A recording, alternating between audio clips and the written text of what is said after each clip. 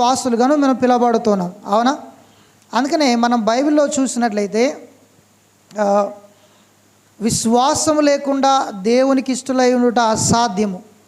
ఆయన వద్దకు వచ్చువాడు ఆయన ఉన్నాడనియు తనను వెదుకు వారికి ఫలము దయచేవాడని నమ్మవలను. అవునా? బైబిల్లో మరి దేని గురించి కూడా ఇలా చెప్పబడలేదు, ఒక విశ్వాసం గురించి మాత్రం చెప్పబడింది. విశ్వాసం లేకుంటే దేవునికి ఇష్టంగా ఉండలేం. అవునా? ఇది ఒక్క విశ్వాసం గురించి మాత్రం మాట చెప్పబడింది, అట్లా వేరే దాని గురించి ఏం చెప్పబడలేదు. అవునా? ఎందుకు అని అంటే విశ్వాసం అనేటువంటిది ప్రాముఖ్యం. అవునా? నిన్ను విశ్వాసి అని పిలిచేలా చేసేటువంటిది ఏంటంటే విశ్వాసమే. అవునా? మనం ఏదో ఒకటి నమ్ముతూ ఉన్నాం. అవునా? ఎందుకంటే మన భారతదేశంలో ఉన్నాం. అవునా? యూనిటీ ఇన్ డైవర్సిటీ అని ఉంటుంది మన దేశం. అంటే భిన్నత్వంలో ఏకత్వం. ప్రజలంతా కూడా నమ్మేవాళ్లే. వివిధ నమ్మకాలని, విశ్వాసాలని, మూఢనమ్మకాలని, కొన్ని విషయాలు నమ్ముతున్నారు వాళ్ళు. ఇది నమ్మితే మాకు మంచి జరుగుతుంది, ఇది నమ్మితే మేము బాగుపడతాం, దీనివల్ల మాకు లాభం వస్తుంది, దీన్ని చేస్తే మా జీవితాలు బాగుంటాయనేటువంటి నమ్మకాలు ప్రతి ఒక్కరికి ఉన్నాయి. కానీ క్రైస్తవుడిగా మనమే నమ్ముతున్నాం. మన విశ్వాసం ఏంటి, మనం దేని మీద మన విశ్వాసం ఉంచుతున్నాం? అవునా? ఇది మనం నేర్చుకోబోయే ఒక విషయం. అవునా? కాబట్టి ఇక్కడ బైబిల్ చెప్తున్న మాట ఏంటంటే విశ్వాసం లేకుండా దేవునికి ఇష్టలై ఉండడం అసాధ్యం. అవునా? దేవుని దగ్గర నువ్వు నీ దశం భాగాలు తీసుకురావచ్చు, ప్రథమ ఫలాలు తీసుకురావచ్చు, నీ పంటలో సగం తీసుకొని రావచ్చు, కానీ దేవుడు దాని యందు సంతోషించడు. అవునా? దేవునికి నిన్ను ఇష్టపూర్వకంగా, అంటే దేవుడు దేని యందు ఆనందిస్తాడంటే నువ్వు ఆయన యందు విశ్వాసం ఉంచినప్పుడే. అవునా? కాబట్టి మరి దేన్ని కూడా దేవుణ్ణి సంతోషపరచలేంది అంటే ఏంటంటే ఒక విశ్వాసం మాత్రమే దేవుని సంతోషపరుస్తుంది. అవునా? కాబట్టి అలాంటి దాన్ని మనం నేర్చుకోవడం, మనం తెలుసుకోవడం చాలా ప్రాముఖ్యం. అవునా? అదే ఒక మూలమైన ఒక విషయం అన్నమాట. కాబట్టి అందుకనే వితౌట్ ఫెయిత్ ఈజ్ ఇంపాసిబుల్. అవునా? విశ్వాసం లేకుండా అసాధ్యం. ఏంటి? దేవునికి ఇష్టంగా ఉండడం అనేటువంటిది అసాధ్యం. అవునా? ఒక విషయం బాగా గుర్తుపెట్టుకోవాలి. నీకు విశ్వాసం లేకపోతే దేవుని మీద, దేవుడు నాకు ఇది చేయగలడు, దేవుని యందు నేను విశ్వాసం ఉంచినప్పుడు, అవునా, ఈ దినాన మనం ప్రతిదినం కూడా, ప్రతి క్షణం కూడా దేవుని మీద విశ్వాసంతోనే బ్రతుకుతున్నాం. అవునా? అవును కదండి. ఇప్పుడు ఉద్యోగాలు చేసేవాళ్ళు కూడా, నేనేమనుకున్నానంటే మామూలుగా ప్రారంభంగా రక్షించబడిన దినాల్లో కేవలం సేవకులు మాత్రమే విశ్వాసం మీద ఆధారపడతారేమో అని అనుకున్నాను. ఎందుకంటే వాళ్ళు ఉద్యోగం ఏం చేయరుగా, దేవుని మీద ఆధారపడతారు, ప్రార్థనలకు వెళ్తారు, సువార్తలకు వెళ్తారు, కాబట్టి సేవకులు మాత్రమేనేమో అనుకున్నాను నేను. కానీ తర్వాత అర్థమైంది, బైబిల్ సెలవిస్తుంది నీతిమంతుడు విశ్వాసం మూలంగా బ్రతుకును. హబక్కూకు 2:4 చెప్తుంది మాట. అవునా? బైబిల్ అంతట్లో కూడా 4 సార్లు చెప్పబడింది మాట. అంటే ఒక విశ్వాసిగా, రక్షించబడిన వాడిగా, తిరిగి జన్మించిన వాడిగా జీవించేటువంటి విధానం ఒకటే ఉంది. అది ఎలా అంటే విశ్వాసం ద్వారానే. అవునా? విశ్వాసం లేకుండా నువ్వు జీవించలేవు. అవునా? ఒక ఉదాహరణ చూద్దాం. చేపను చూద్దాం. చేప అనేటువంటిది నీటిలో జీవించడం కొరకు సృష్టించబడినటువంటి జీవి. అవునా? చేప నీళ్ళలోంచి బయట తీస్తే ఏమవుతుంది? గిలగిల కొట్టుకుంటూ కాసేపు అయితే చచ్చిపోతుంది. అంటే ఎందుకు? ఏమంటే మనం బతుకుతలేమా? పక్షులు బతుకుతలేవా? జంతువులు బతుకుతలేవా? మరి చేప ఎందుకు బతకదు? అన్నీ బతుకుతున్నాయి కదండి. అని అంటే చేప నీటిలో బ్రతకడం కోసం సృష్టించబడ్డది. అలాగే రక్షించబడిన వారుగా మనము విశ్వాసంలో జీవించడానికి సృష్టించబడిన వారం. హల్లెలూయా. కాబట్టి విశ్వాసమే మనము జీవించేలా చేస్తుంది. అవునా? విశ్వాసం నుంచి బయటకు వచ్చామనుకున్న నరకమే నీకు. నరకం అంటే నరకాన్ని పోతారని కాదు, దేని నమ్మాలో తెలియదు, ఏది దేవుని యందు విశ్వాసం ఉంచాలో తెలియదు కదా అని. ఇప్పుడు ఈ దినాన మనకు ధైర్యం ఏంటంటే విశ్వాసమే. అవును? అందుకనే రెండో మాట ఉంటుంది, those who are come to God, దేవుని యొద్దకు వచ్చేవాడు ఆయన ఉన్నాడని. ఫస్ట్ ఏంటి? దేవుడు ఉన్నవాడు, ఆయన సజీవుడు, జీవించువాడు. అవునా? ఆయన ఆది అంతం లేనివాడు, ఆయన ఉన్నవాడు. దేవుడు మోషేకు ప్రత్యక్షమైనప్పుడు నీ పేరేంటయ్యా అని అడిగినప్పుడు చెప్పాడు. దేవుడు ఏమన్నాడు? నేను ఉన్నవాడను అనువాడను. అవునా? అంటే revealed, I am that I am, నేను ఉన్నవాడిని అంతే. దేవుడు అలాగే మనం దేవుని యొద్దకు వస్తున్నప్పుడు, దేవుని యందు నమ్మిక ఉంచుతున్నప్పుడు దేవుడు ఉన్నాడు, ఆయన సజీవుడు, నా ప్రార్థన వింటాడు, నాతో మాట్లాడతాడు, నాకు జవాబిస్తాడన్నటువంటి దాన్ని మనం అవగాహన చేసుకుని ఉండాలి. అవునా? ఉదాహరణకండి, నేను మీ దగ్గరకు వచ్చాను, వాక్యం చెప్తున్నాను. అవునా? మీరు నా మాటలు వింటున్నారని నేను నమ్ముతున్నాను కాబట్టి ప్రసంగిస్తున్నాను. మీరు వినట్లేదనుకోండి, నేను సైలెంట్ అయిపోతాను. అవునా? మీరు వినట్లేదనుకోండి, నేను సైలెంట్ అయిపోతాను. ఎందుకంటే మీరు వినని వాళ్ళకి నేనేం చెప్పేది? వినేవారికి ఏదని చెప్పగలను. ఇప్పుడు ఉదాహరణ ఇంకో సింపుల్ చెప్తాను చూడండి. మన ఫ్యామిలీలో ఇప్పుడు నేను భర్తగా నేను నాకు భార్య ఉంది. నేను మా ఆవిడతో చెప్తున్నాను అనుకోండి, మా ఆవిడ ఫోన్ చూసుకుంటుంది అనుకోండి, నేను మాట్లాడతానా? నీ ఫోన్ నువ్వు చూసుకోపో పక్కన పోతాను. లేకుంటే నేను నా భార్య నాతో ఏదో చెప్తుంది సీరియస్ విషయం, నేను వినకోకుండా ఫోన్ చూసుకుంటూ అన్నా అనుకోండి, ఎలా ఉంటుంది అది కదా? అలాగే మన దేవుని గురించిన మన అవగాహన ఏంటంటే, మన దేవుడు ఉన్నవాడు, ఆయన మనకు ప్రతిఫలము దయచేవాడు. ఆమేన్.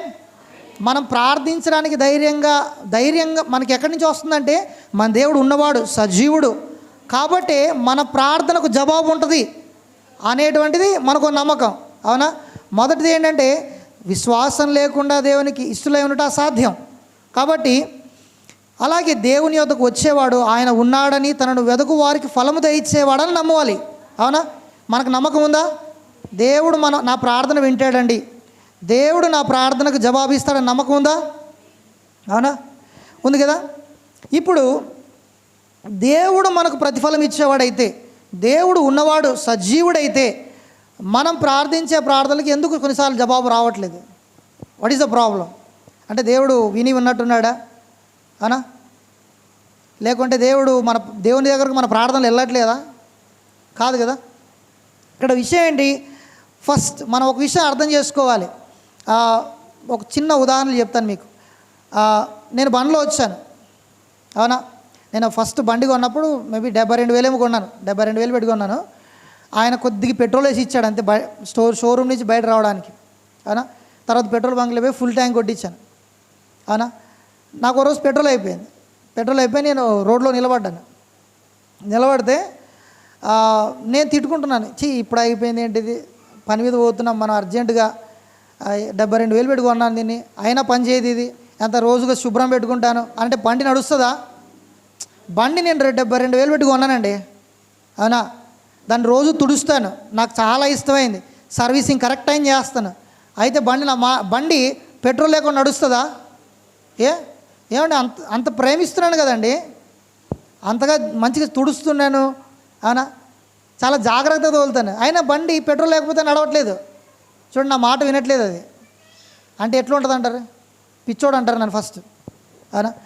బండి నువ్వు ఎంత పెట్టి కన్నా, కార్ అయినా బండి అయినా, అది ఇంధనం ద్వారా నడిపించడానికి తయారు చేయబడ్డది. అవునా? పెట్రోల్ లేకపోతే 10 లక్షల కారు అయిన రోడ్లో ఆగిపోద్ది. అవునా? మీకు విశ్వాసం లేకపోతే మోకాళ్ళ మీద పండుకొని దొర్లి ప్రార్థన చేసినా మీకు ప్రార్థనకు జవాబు రాదు. అవునా? మనం ఎట్లయినా ఉపవాసం ఉండొచ్చు, 1 రోజు, 5 రోజులు, నెల రోజులు, 40 రోజులు ఉపవాసం ఉండు, నీ ప్రార్థనకు జవాబు రాదు. అవునా? నీ ప్రార్థన విశ్వాస సహితమైందండి. దేవుని ఎంత ఇష్టంగా నడుచుకుంటానండి, దేవుని సంఘంలోనికి వెళ్తాను, నేను అన్ని పనులు చేస్తాను, అయినా నీ ప్రార్థనకు జవాబును పొందుకునేలా చేసేటువంటిది అవి కాదు, విశ్వాసం. అవునా? దేవుడు అంటాడు, విశ్వాసం ఉంటే నేను కార్యం నేను చేస్తాను. విశ్వాసం లేకపోతే, అంటే దేవునికి మనకు మధ్య ఒక వారధి లాంటిది ఫెయిత్ అనేటువంటిది దేవుడు అనుగ్రహించేవాడై ఉన్నాడు. అవునా? బైబిల్లో మనం చూస్తాం, దేవుడు కృపామయుడు. అవునా? అందుకని గ్రేస్ అండ్ ఫెయిత్ అనేటువంటి ఎలాంటి అంటే 2 పట్టాలు లాంటివి. మనకు రైలు పట్టాలు చూశారు కదా, రైలు పట్టాలు లాంటివి గ్రేస్ అండ్ ఫెయిత్, ఈ 2 కూడా కలిసిపోతాయి. దేవుని కృప అర్హత లేని మనకు అర్హతనిస్తుంది, దేవుని కృప మనకు అనుగ్రహించేటువంటిది అయింది. అవునా? అందుకనే బైబిల్ చెప్తుంది, దేవుడు ఎవరిని ప్రేమించనో, అవునా, వారికి అనేక విషయాలు అనుగ్రహించాడంట. అవి కంటికి కనపడలేదు, చెవికి వినపడలేదు, హృదయానికి అర్థం కాలేదు. అలాంటి గొప్ప సంగతులను దేవుడు మనకిచ్చాడు. అవునా? ఇప్పుడు దేవుడు ఎన్నో ఆశీర్వాదాలు బైబిల్లో ఇచ్చాడు నాకు. భక్తికి, జీవమునకు కావలసిన ప్రతి ఆశీర్వాదాన్ని దేవుడు ఇచ్చాడు. నీ బ్రతుకులో అంటే పుట్టింది మొదలుకొని నువ్వు చనిపోయేంత వరకు నీ జీవితంలో ప్రతి అణువుకి దేవుడు వాగ్దానం ఇచ్చాడు, ఆశీర్వాదం ఇచ్చాడు. అవునా? ఇప్పుడు బైబిల్లో ఉన్నాయి, బైబిల్లో అన్నీ ఉన్నాయి, కానీ నా జీవితంలో లేవు. ఎందుకంటే బైబిల్ నేను కొనుక్కున్నానండి, నేను రోజు చదువుతానండి అంటారు, కానీ ఎందుకు బైబిల్లో ఉన్నటువంటి మన జీవితంలో లేవు? దేవుడు ఇచ్చేవాడిగా ఉన్నాడు. దేవుడు ఏమన్నా మనలాగా బిగబట్టుకొని కూర్చున్నాడా? లేదు. దేవుడు ధారాళంగా ఇచ్చేవాడిగా ఉన్నాడు. అందుకనే కృప ఇస్తుంది, విశ్వాసం తీసుకుంటుంది. అవునా? కృప ఇస్తుంది, విశ్వాసం తీసుకుంటుంది. కాబట్టి దేవుడు ఇచ్చాడు. దేవుడు నీకు కావలసినటువంటి వాటన్నిటికీ దేవుడు నీకు ఇచ్చాడు, కానీ విశ్వాసం ద్వారా వాటిని తీసుకోవాలి నువ్వు. కాబట్టి నీకు విశ్వాసం, అందుకని క్రైస్తవులుగా మన జీవితంలో విశ్వాసం చాలా ప్రాముఖ్యం. అవునా? నేను దీని గురించి చాలా సంవత్సరాల నుంచి నేర్చుకుంటున్నాను, ఇంకా నేర్చుకుంటూనే ఉంటాను. ఎందుకంటే నా జీవితానికి ఆధారం ఇది. అవునా? బైబిల్ చెప్తుంది నీతిమంతుడు విశ్వాసం మూలంగానే బ్రతుకుతాడని. కాబట్టి నా బ్రతుకంతా దీంట్లోనే ఉంది. ఇది లేకపోతే నేను బ్రతకలేను. ఇది లేకపోతే నా దేవుని యొద్ద నుంచి ఏమీ పొందుకోలేను. స్వస్థతను, ఆశీర్వాదాన్ని, విడుదలను, కుటుంబంలో సమాధానాన్ని, పిల్లల భవిష్యత్తుని ఏది పొందుకోలేను. దేవుడు ఇచ్చాడు, కానీ నాకు విశ్వాసం లేకపోతే నేను పొందుకోగలనా? కాబట్టి ఇది ప్రాముఖ్యం. అందుకని చూద్దాం, faith is the key and centre of the Christian life. అవునా? క్రైస్తవ జీవితానికి విశ్వాసం అనేటువంటిది ఒక తాళపు చెవి లాంటిది, ఒక మూలం, ఒక కేంద్రం లాంటిది. అవునా? ఇప్పుడు ఉదాహరణకు మనం చూస్తే ఇక్కడ ఉన్నాయి 3, 4, 5 డోర్స్ ఉన్నాయి. తాళాలు వేసి పెట్టుంటారు నాకు తెలిసి. కీ లేకపోతే డోర్ ఓపెన్ అవుతుందా? అవ్వదు. ఎందుకు? తాళం మూలం. అవునా? ఎంటర్ అవ్వడానికి తాళం ఏంటంటే మూలం. అది లేకపోతే మనం ప్రవేశించలేం. కాబట్టి దేవుని సన్నిధిలో కార్యాలు పొందుకోవడానికి విశ్వాసం నీకు మూలం, అదే కేంద్రం, వేరేదేది కాదు. కాబట్టి ఇంకోటి ఏంటంటే ఇంకో తర్జుమాలో చెప్తుందంటే faith is the access to reach God. Access తెలుసా మీకు? యాక్సెస్ అంటే ఒక మార్గం, దేవుని యొద్దకు నువ్వు వెళ్ళడానికి ఒక మార్గం. అవునా? దేవుని యొద్దకు విశ్వాసం ద్వారానే నువ్వు వెళ్ళగలవు, లేదంటే వెళ్ళలేవు. అదొక యాక్సెస్ అనమాట, ఈ విధంగా వెళ్ళడానికి. అవునా? కాబట్టి ఫెయిత్ని మనం చాలా, అంటే విశ్వాసాన్ని గురించి మంచిగా అర్థం చేసుకోవాలి. నేను నమ్ముతున్నాను, ఇది మీరు అర్థం చేసుకుంటేనండి. అందుకని కెనెత్ ఈ హేగెన్ అనేటువంటి ఒక దైవజనుడు ఉన్నాడు. 80s మంచి సేవ చేశాడు ఆయన. దేవుని ఆత్మచేత బలంగా వాడబడినటువంటి దైవజనుడు. ఆయన ఏమన్నాడంటే ఒక పుస్తకం రాశాడు, అందులో నేను చదివాను. మై మినిస్ట్రీ అంటే ఆయన పరిచర్య 25 సంవత్సరాలైంది స్టార్ట్ చేసి, 25 సంవత్సరాలలో నేను ప్రార్థించిన ప్రతి ప్రార్థనకు నాకు జవాబు వచ్చిందని అన్నాడు. 25 సంవత్సరాలలో నేను ప్రార్థించి నాకు జవాబు రాలేదు అన్న ప్రార్థన ఒకటి కూడా లేదన్నాడు. ఎంత ధైర్యం ఉండాలండి ఆ మాట చెప్పాలంటే, ఎంత విశ్వాసం ఉండి ఆ మాట చెప్పాలంటే. నేను అనుకున్నాను, ఈయన అబద్ధం చెప్తున్నాడేమనుకోండి. నేను దేవుడు అన్నిటికీ అలా ఇచ్చాడని నేను అనుకున్నాను. తర్వాత అర్థమైంది, విశ్వాసం అర్థం చేసుకుంటే ఫెయిత్ ఈజ్ అ యాక్సెస్. అవునా? అదొక దేవుని యొద్దకు వెళ్ళడానికి, దేవుని యొద్ద నుంచి కార్యాలు పొందుకోవడానికి అదొక యాక్సెస్. అవునా? అది మూలం. దేవుడు ఈ విధంగా పనిచేస్తాడు మన జీవితాల్లో. అవునా? మన పిల్లలు ఏం చేస్తారో చెప్తాను ఒకసారి. మామూలుగా మన పిల్లలు మనకి ఏదైనా కావాలనుకోండి, అమ్మ కానీ నాన్నగారు కొట్టుకెళ్ళాడు, అంగడికి వెళ్ళాడు, వెళ్ళి అమ్మ నాకు అది తీసి అన్నాడు. మనం ఇప్పుడు వద్దులే మళ్ళీ వచ్చిన తీసుకుందాం అనుకోండి, వాడు ఉట్నే ఉంటాడా? ఏడుస్తాడు. అవునా? ఏడుస్తాడు. ఏడ్చి అయినా ఇనలేదనుకోండి, కింద పడి దొర్లుతాడు. అవునా? పిల్లలకు ఒక విషయం ఏమంటే, మనం మొండిగా ఏడ్చి కింద పడి దొరలాడి ఏదో విధంగా చేస్తే కానీ మా నాన్న మా అమ్మ తీసియడు అనేటువంటిది అని పిల్లలు బాగా తెలుసుకొని ఉన్నారు. అవునా? మామూలుగా అడిగితే మా నానివాడు కొద్దిగా. క్రైస్తవ్యం కూడా ఏమైందంటే అలా అయింది. దేవుడు మామూలు అడిగితే ఇవ్వడు, కన్నీళ్ళు గార్చాలి, ఏడవాలి, ఉపవాసం ఉండాలి. అంటే ఎట్లుంటుంది అంటే హ్యూమన్ మెంటాలిటీతో మనం ఆలోచిస్తూ ఉన్నాం. మన దేవుడు మా నాన్న గురించి చెప్తాను చూడండి, ఎందుకంటే మా నాన్న కాబట్టి నేను ఎన్నైనా చెప్పచ్చు. మా నాన్న నువ్వు 100 అడిగితే 50 ఇస్తాడని నాకు తెలుసు. నేను 100 అడిగితే 50 ఇస్తాడని తెలుసు. ఇప్పుడు నాకు 100 కావాలంటే ఎంత అడగాలి? 200 అడగాలి. నాన్న 200 అంటే 100 ఇస్తాడు. అప్పుడు అంటే అడిగినంత ఇయ్యడు మా నాన్న, దాంట్లో కట్ చేసి ఇస్తాడు. దేవుని దగ్గర కూడా అట్లే అనుకుంటాం మనం, దేవుడు అడిగిందంతా ఇవ్వడు. అవునా? ఏదో తీసుకో అన్నట్టు ఇచ్చా మనం ఆయనకు వచ్చి చిల్లర వేసినట్టు వేస్తాడు అనుకుంటాం. బైబిల్ చెప్తున్న మాట, మీరు చెడ్డవారేవండి మీ పిల్లలకు మంచి ఈవులను ఎరిగి ఉండగా మీ పరలోకపు తండ్రి అంతకంటే శ్రేష్టమైన మీకు ఇవ్వడా. అంటే మన పరలోకపు తండ్రిని గురించిన ఒక అవగాహన ఎలా ఉందో అవునా.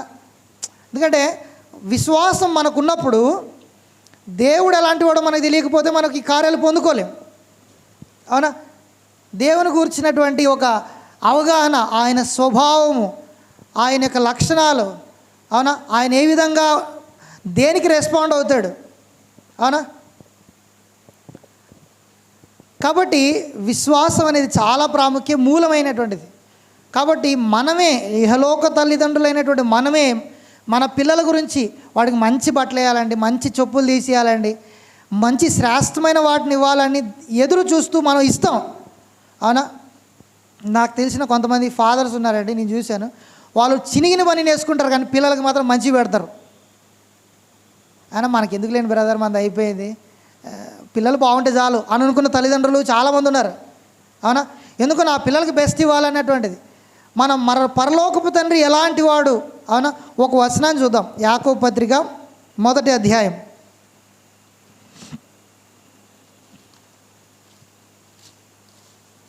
యాకోబు పత్రిక 1వ అధ్యాయం 16 నుంచి చదువుదాం. నా ప్రియ సహోదరులారా మోసపోకండి. ఇప్పుడు మాట జాగ్రత్త, ప్రియ సహోదరులారా మోసపోకండి. మీరు ఏం మోసపోద్దు అంటున్నాడు, దాన్ని చదువుదాం. శ్రేష్టమైన ప్రతి ఈవియు సంపూర్ణమైన ప్రతి వరమును పరసంబంధమైనదై జ్యోతిర్మయుడగు తండ్రి యొద్ద నుండి వచ్చును. ఇక్కడ చూడండి, అందుకనే సహోదరులారా మీరు మోసపోకండి అవునా. మన దేవుడు శ్రేష్టమైన వాటిని, శ్రేష్టమైన ప్రతీవిని ఇచ్చేవాడు అవునా. దేవుడు చెడ్డవాటినివ్వడు, దేవుడు కీడునివ్వడు, దేవుడు మంచోడు. బైబిల్ చెప్తున్న మాట అది. యెహోవా ఉత్తముడని రుచి చూచి తెలుసుకోండి. ఆమేన్. దేవుడు మంచోడే, మంచి కార్యాలే ఇస్తాడు. అందుకని మోసపోకండి, దేవుడు అది ఇస్తాడు ఇవి ఇస్తాడు అవునా. అనో ఒక విషయాన్ని నేను ఎత్తి మాట్లాడతానండి. ఏంటంటే యోబు ఒక స్టేట్మెంట్ ఇచ్చాడు బైబిల్లో. యోబు ఒక స్టేట్మెంట్ ఇచ్చాడు, యెహోవాయే ఇచ్చును యెహోవాయే. ఇప్పుడు మనం ఫ్యాక్ట్ మాట్లాడదాం. ఇచ్చింది ఎవరు, తీసుకుంది ఎవరు? దేవుడు తీసుకున్నాడా? బాగా ఆలోచించండి, బాగా ఆలోచించండి. మరి తప్పుగా మాట్లాడకూడదు మనం అవునా. సాతాను తీసుకున్నాడు. చూడండి, యోబు జీవితంలో జరిగిన ప్రతి కీడుకు కారణం సాతాను, దేవుడు కాదు. యోబుకు ఈ విషయం తెలియదు, ఎందుకంటే యోబుకు తెర వెనక ఏం జరుగుతుందో తెలియదు అవునా. యోబుకు తెర వెనక ఏం జరుగుతుందో నిజంగా తెలియదు అవునా. బైబిల్ చెప్తున్న మాట, దేవుడు యోబును ఆశీర్వదించాడు, బహు భయంకరంగా ఆశీర్వదించాడు. ఆయనకు ఈ పశువుల్లోనూ పొలం పంటలోను సమృద్ధి అనేటువంటి ఆశీర్వాదము ఆయనకుంది. బైబిల్ చెప్తున్న మాట 1వ అధ్యాయం మీరు చదివినట్లయితే దేవుడు భయంకరంగా అంటే విస్తారంగా ఆశీర్వదించాడు. కానీ అతని జీవితంలో నష్టం తెచ్చింది ఎవరు? సాతానే కదండి. పిల్లల్ని చంపింది, పంట నాశనం చేసింది, జంతువుల్ని నాశనం చేసింది సాతాను కదండి. మరి యోబు అన్న ఈ మాటను మనం ఎలా తీసుకోవాలి? యెహోవాయే ఇచ్చును,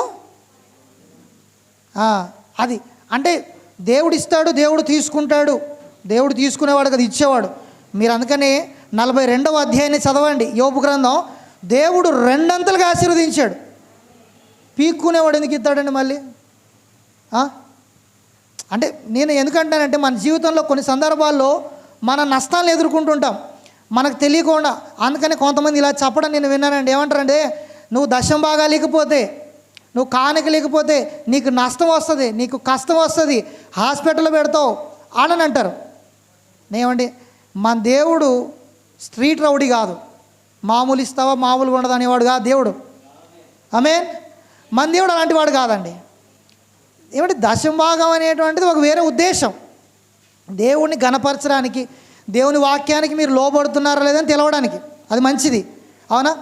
దేవుడే ఇవ్వకపోతే నీకు నష్టం తీసుకొస్తాడు, లేకుంటే కష్టం చేస్తాడు.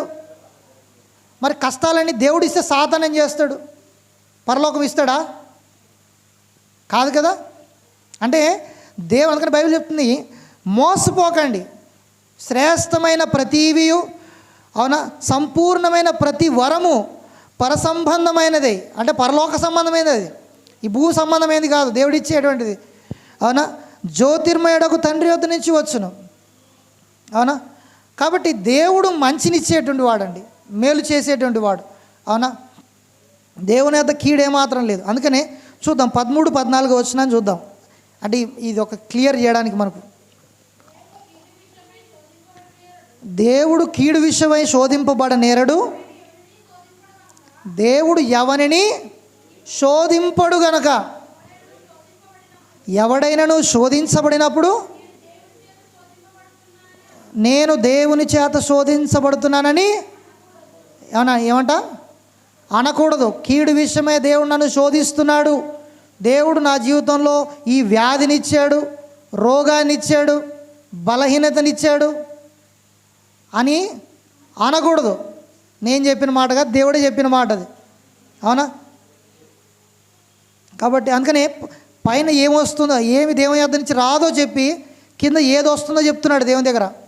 కాబట్టి ఇప్పుడు దేవుడు మంచోడు, దేవుడు మంచిని మాత్రమే, శ్రేష్టమైన మాత్రమే ఇచ్చేటువంటి వాడు.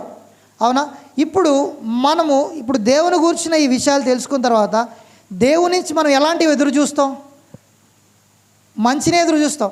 నేను చూశానండి, కొత్త నిబంధనలో మత్తయి సువార్త మొదలుకొని చాలా అధ్యాయాలు మీరు చదవండి. మత్తయి సువార్త 4 సువార్తలు చదవండి. యేసు ప్రభు కీడు చేశాడు అన్నటువంటి ఒక మాట కూడా నేను చదవలేదు. యేసు ప్రభు అన్నాడు, తండ్రి ఏవైతే నాకు చెప్తున్నాడో నేను అవే చేస్తున్నా. పాత నిబంధనలో క్రొత్త నిబంధనలో దేవుడు వ్యత్యాసంగా ఏం లేడు. మరొక మాటలో దేవుడే అందుకనే పిలిపి అడుగుతాడు, తండ్రిని మాకు కనపరచుము అని అంటాడు. అవునా, యోహాను సువార్తలో తండ్రిని మాకు కనపరచయ్యా అంటే ఆయన అంటాడు, నన్ను చూస్తున్నావు కదా, ఇంకా నీకు తండ్రి ఎవరో తెలీదా? నేనే. అంటే ఆయన ఎలా ఉన్నాడో నేను అలాగే ఉన్నాను, ఆయన ఏమై ఉన్నాడో నేను కూడా అదే ఉన్నాను. అవునా, అనేది అంటున్నాడు. కాబట్టి దేవుని గురించిన ఒక అవగాహన మనకు విశ్వాసాన్ని తీసుకొస్తుంది. అవునా, ఇప్పుడు నేను చెప్పాను కదా, మా నాన్న 200 అడిగితే 100 ఇస్తాడు. అంటే మా నాన్న గురించి నాకు తెలుసు. అంటే సర్వసాధారణంగా మనకు వ్యక్తి ఏంటో తెలిస్తే మనం అతను ఎలా నడుచుకోవాలి, ఎలా మాట్లాడాలో మనకు తెలుస్తుంది. ఇప్పుడు దేవుని గురించి కూడా, ఆయన గురించి మనం ఎంతగా తెలుసుకుంటామో అంతగా మన విశ్వాసము, మన నమ్మకం అనేటువంటిది దృఢపరచబడుతుంది. అవునా, చూద్దాం. అందుకని ఇక్కడ మనం చూసినట్లయితే విశ్వాసం అనేటువంటిది మూలమైనది, key. Faith is the key and centre of the Christian life. అవునా, క్రైస్తవ జీవితానికి మూలమైనది, కేంద్రమైనది అన్నమాట. ఇప్పుడు చూద్దాం. ఓకే, ఇప్పుడు విశ్వాసం మనం మాట్లాడుతున్నాం కదా, ఈ విశ్వాసం ఎక్కడి నుంచి వస్తుంది? ఎవరైనా చెప్పచ్చా?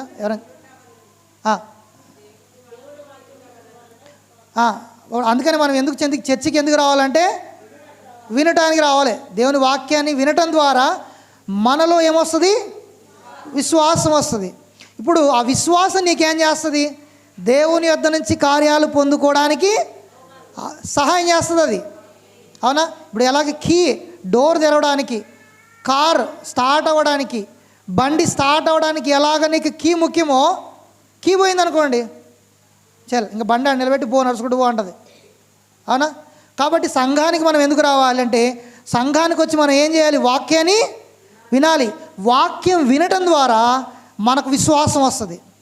అవునా, అందుకని నేను ఐటీఐ చదివాను. అవునా, ఇండస్ట్రియల్ ట్రైనింగ్ ఇండస్ట్రీ అని ఉంటుంది అది. అంటే అక్కడ వ్యాపార సంస్థలు, అంటే మామూలుగా ఇండస్ట్రీస్ ఉంటాయి కదండి, ఆ ఇండస్ట్రీస్లకు కావలసినటువంటి వారిని ఎక్యూప్ చేసేటువంటి ఇండస్ట్రీ అన్నమాట ఐటీఐ, ఆ ఇన్స్టిట్యూట్ అనేటువంటిది. అక్కడ ఏం చేస్తుందంటే ఒక ఫిట్టరు, టర్నరు, మెషినిస్టు, సిఎన్సి, ఎలక్ట్రీషియను, అవునా, ఇలాంటి వారందరినీ ఏం చేస్తుందంటే ఉత్పత్తి చేస్తుంది. అంటే వాళ్ళకి బోధించి, వాళ్ళకు ప్రాక్టికల్స్, అవునా, థియరీస్ అన్నీ కూడా నేర్పించి ఇక ఇండస్ట్రీలో పనిచేయడానికి వాళ్ళకి తర్ఫీదుని ఇస్తుంది. అవునా, అలాగే church is the industry to become a faith mens and womens. అవునా? Church is a industry. ఇక్కడ విశ్వాసాన్ని ఉత్పత్తి చేసేటువంటి వాక్యాన్ని బోధిస్తాం. ఏం చేస్తాం చర్చిలో అంటే, ఒకవేళ చెప్తున్నా నేను, ఇక్కడ మీరు వచ్చి వాక్యాన్ని వింటున్నారు, మీ సమయాన్ని వెచ్చిస్తున్నారంటే కారణం ఊరికే రాలేదు. అవునా? మనకు బయట పని లేకేం ఊరికే రాలేదు. దేవుని యొద్దకు మనం వస్తున్నాం, దేవుని గౌరవిస్తున్నాం, ప్రేమిస్తున్నాం. దేవుడు అంటే మనకు గౌరవం ఉంది కాబట్టి మనం వచ్చి వాక్యాన్ని విని దేవుని సన్నిధిలో గడుపుతున్నాం. అవునా? పని పాటలే కాదు. ఇక్కడ సంఘం ఏం చేస్తుందంటే మీలో విశ్వాసాన్ని ఉత్పత్తి చేస్తూ ఉంది. అవునా? ఇప్పుడు చూద్దాం. ఇప్పుడు మీరు విశ్వాసులు, మీకు విశ్వాసం కావాలి. విశ్వాసం ఎక్కడుంది? దేవుని యొక్క వాక్యంలో ఉంది. దేవుని యొక్క వాక్యం ఎక్కడ బోధించబడుతుంది? సంఘంలో బోధించబడుతుంది. ఇక్కడ బోధించబడుతున్నప్పుడు మీలో విశ్వాసం ఏమవుతుంది? ఉత్పత్తి అవుతుంది, పెరుగుతుంది. అవునా? అలాగే విశ్వాసం ఉత్పత్తి అవ్వడానికి మరొక విషయం కూడా ఉంది. అవునా? చూద్దాం, ఆ మాటను మనం చూద్దాం. లూకాసు వార్త 10వ అధ్యాయం.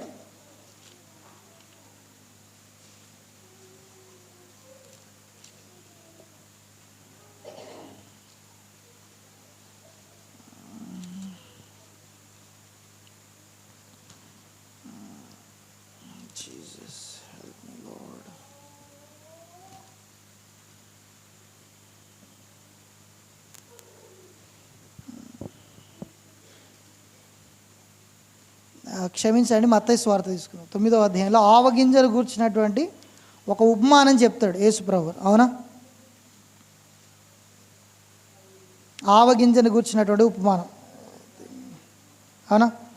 అక్కడ సందర్భాన్ని చెప్తాను. ఏంటంటే, ఈ శిష్యులు వచ్చి, అయ్యా మాకు విశ్వాసాన్ని వృద్ధిపరచండి అని అడిగినప్పుడు,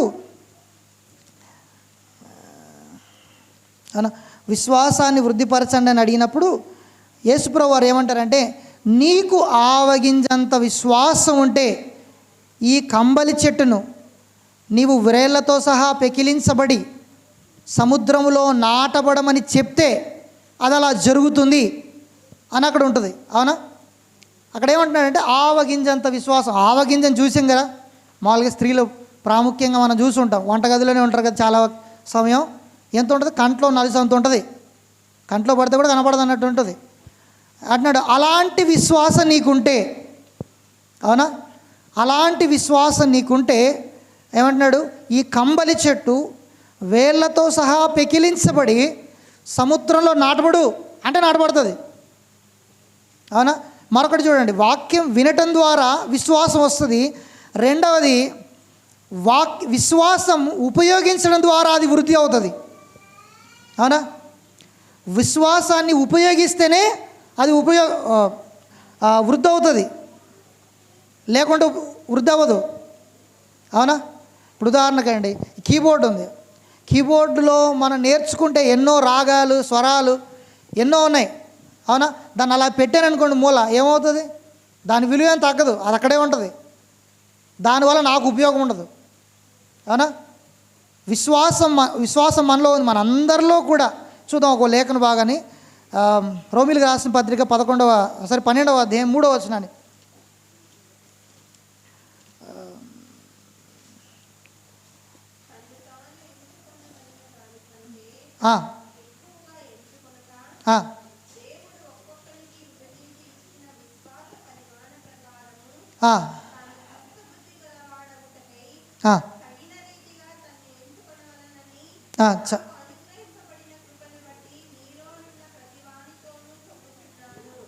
ఇక్కడ ఉంటుంది, ఇంగ్లీష్లో ఏమొస్తుందంటే according to the measure of faith. The measure of faith అంటే దేవుడు అందరికీ ఒక మోతాదులో విశ్వాసాన్ని ఇచ్చాడు. అవునా? ఒక మోతాదులో అందరికీ విశ్వాసాన్ని ఇచ్చాడు.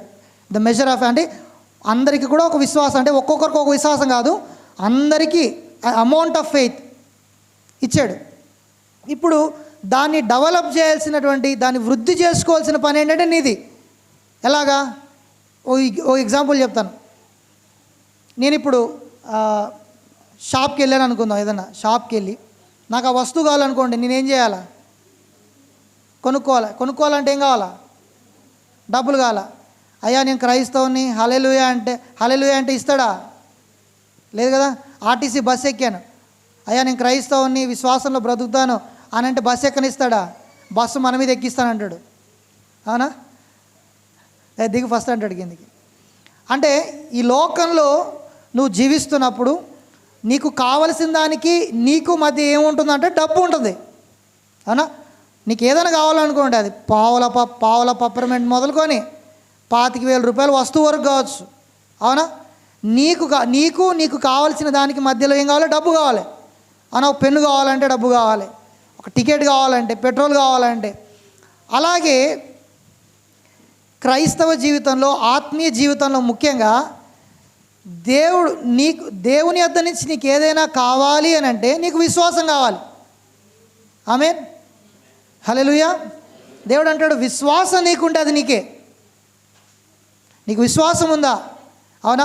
అందుకనే డబ్బుతో మనం ఎలాగ వస్తువుల్ని కొంటామో విశ్వాసంతో నువ్వు ఆరోగ్యాన్ని పొందుకోవచ్చు, స్వస్థతను పొందుకోవచ్చు, విడుదలను పొందుకోవచ్చు. నీ కుటుంబంలో ఉన్నటువంటి గందరగోళమైన పరిస్థితులను మార్చవచ్చు, స్థితిగతులను మార్చవచ్చు. బైబిల్ సెలవిస్తుంది.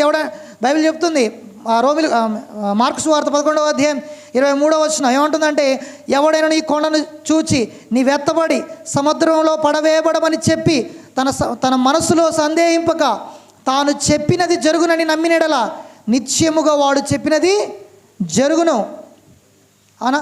విశ్వాసం కొండలను సైతం పెకలించగలదు, కొండను సైతం లేకుండా చేయగలదు. విశ్వాసానికి అంత శక్తి ఉంది తెలుసా? విశ్వాసం వెరీ పవర్ఫుల్. యేసుప్రభు అంటున్నాడు, ఈ కొండను చూసి ఏమండి మన లాజిక్కి అన్నది ఏంటంటే పిచ్చోళ్ళు అయితే నమ్ముతారు అని అనుకుంటుంది, కానీ విశ్వాసం అలాగే పనిచేస్తుంది. యేసుప్రభు వారు అంజూరపు చెట్టును చూసి మాట్లాడాడు. ఏం మాట్లాడాడు? నీవు ఎండిపో అని మాట్లాడాడు. అవునా? కానీ అంజూరపు చెట్టు కూడా యేసుప్రభుతో మాట్లాడింది. ఏం మాట్లాడింది చెప్తాను. అవునా? యేసుప్రభు వారు ఆకలి కొని ఆ అంజూరపు చెట్టు దగ్గరకు వచ్చాడు. వచ్చి దాని దగ్గర ఏమైనా దొరుకుతుందేమో అని చూశాడు. అప్పుడు అంజూరపు చెట్టు ఏమన్నదంటే, నా దగ్గర ఏమీ లేవు, నీకు ఆహారంగా నా దగ్గర ఏమీ లేదు అని అన్నది. అవునా? ఇప్పుడు దాని అందరి దగ్గర పర్సులు ఉన్నాయి కదా, పర్సులు ఉంటాయి. మన పర్సులో డబ్బు లేనప్పుడు మనకేమనిపిస్తుంది? పర్సు అంటది మనతో డబ్బులు లేవు, నాతో లేవు అని అంటది. అవునా? బలహీనంగా ఉన్నప్పుడు నీకు స్వస్థత లేదు అంటది అది. అవునా? కుటుంబంలో గందరగోళం ఏర్పడినప్పుడు నీ కుటుంబం ఇంతే అంటే పరిస్థితులు మనతో మాట్లాడతాయి.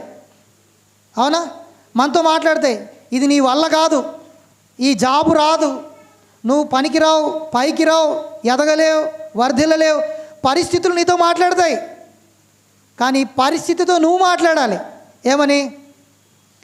నన్ను బలపరచు వాని యందు నేను సమస్తము చేయగలను. హల్లెలూయా. పరిస్థితి అందుకంటే చూడండి, న్యూస్ పేపర్ చదివితే ఎన్నో విషయాలు మనతో మాట్లాడతాయి. నోటిఫికేషన్స్ లేవు, ఆర్థిక సంక్షోభం వచ్చేసింది, మనం బ్రతకలేం, ధరలు పెరిగిపోయాయి, మనం కష్టమే అన్నట్టుగా మనతో మాట్లాడతాయి పరిస్థితులు. అవునా? యేసుప్రభు వారు అందుకని అన్నాడు, ఇక మీదట నీ ఫలములు ఎన్నటికీ ఎవడు భుజింపకుండును గాక. ఆమేన్. నువ్వు చెప్పాలి, ఈ పరిస్థితి, ఈ స్థితిగతులు నన్ను స్తంభించవు. అందుకని బైబిల్ చెప్తుంది, చూద్దాం. కీర్తన 112, 112వ కీర్తన 112.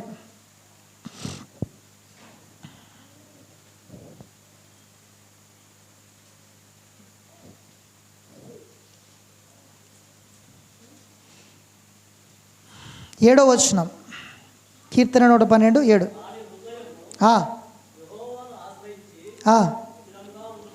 ఎవరిని ఆశ్రయించంటే దేవుణ్ణి ఆశ్రయించిన వాని హృదయం స్థిరంగా ఉంటుంది, కదలదు అది. తర్వాత కింద ఇంకో మాట ఉంటుంది, వాడు దుర్వార్తకు జడియడు. చాలా అంతవరకు. వాడి హృదయం స్థిరంగా ఉంటుంది. అవునా? దేవుని ఆశ్రయించి దేవుని యందు విశ్వాసం ఉంచిన వాని హృదయం చంచలంగా ఉండదు. అంటే కాసేపు దేవుని నమ్ముతుంది, కాసేపు భయం వేస్తుంది, కాసేపు. మీకు తెలుసా అండి, కరోనాలో చాలామంది ఉన్నారు కదా, కరోనా చాలామందికి వచ్చింది, అందరికి వచ్చింది, కొంతమందికి వచ్చిందో లేదో కూడా తెలియదు, వచ్చిపోయింది అయితే అందరికీ. చాలామంది కరోనా వల్ల చనిపోలేదు, కరోనా నన్ను ఏం చేస్తుందనే భయం చంపేసింది. తెలుసా మీకు? కరోనా భయంతో చచ్చిపోయారు చాలామంది. అవునా?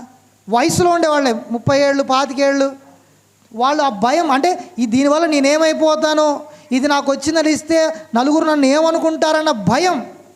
అవునా? ఈ దినాన చాలామందికి భయం. అవునా? వ్యాధి అంటే భయం, క్యాన్సర్ అంటే భయం. అవునా? ఇది వస్తే తగ్గదని అంటారు. ఏమంటే ఆ ఫిజిషియన్ అంటే ఆ వైద్యునికి అది అసాధ్యం. అవునా? ఆ వైద్యునికి, ఎందుకంటే ఆయన చదివిన మెడికల్ సైన్స్కి అది అసాధ్యం. కానీ బైబిల్ సెలవిస్తుంది, ఆయన పొందిన గాయముల ద్వారా నీకు స్వస్థత కలుగును. ఈయన ఎవర్ గ్రీన్ ఫిజిషియన్. ఆయన దగ్గరకు వచ్చిన కేసు ఫెయిల్ అయినట్టు. అందుకనే డాక్టర్లు ఇప్పుడు ఈ మాట చెప్తారు, అయ్యా మా ప్రయత్నం మేము చేస్తాం, మీరు దేవుని మీద భారం వేస్తాం అంటారు వాళ్ళు. ఎందుకు? మాకు తెలిసినంత వరకు, మాకు చదివినంత వరకు మేము చేయగలిగింది చేస్తాం, అంతకుమించి నేను చేయలేమంటారు. అవునా? దేవుని దగ్గర అలా కాదు, నా ప్రయత్నం నేను చేస్తానమ్మా. దేవుని దగ్గర అలాంటి కేసులు ఉండవు. అవునా? దేవుని వద్దకు వస్తే ఒకటి బాగా అయిపోవడమా, లేదంటే బాగోకుండా పోవడమా. ఎందుకు?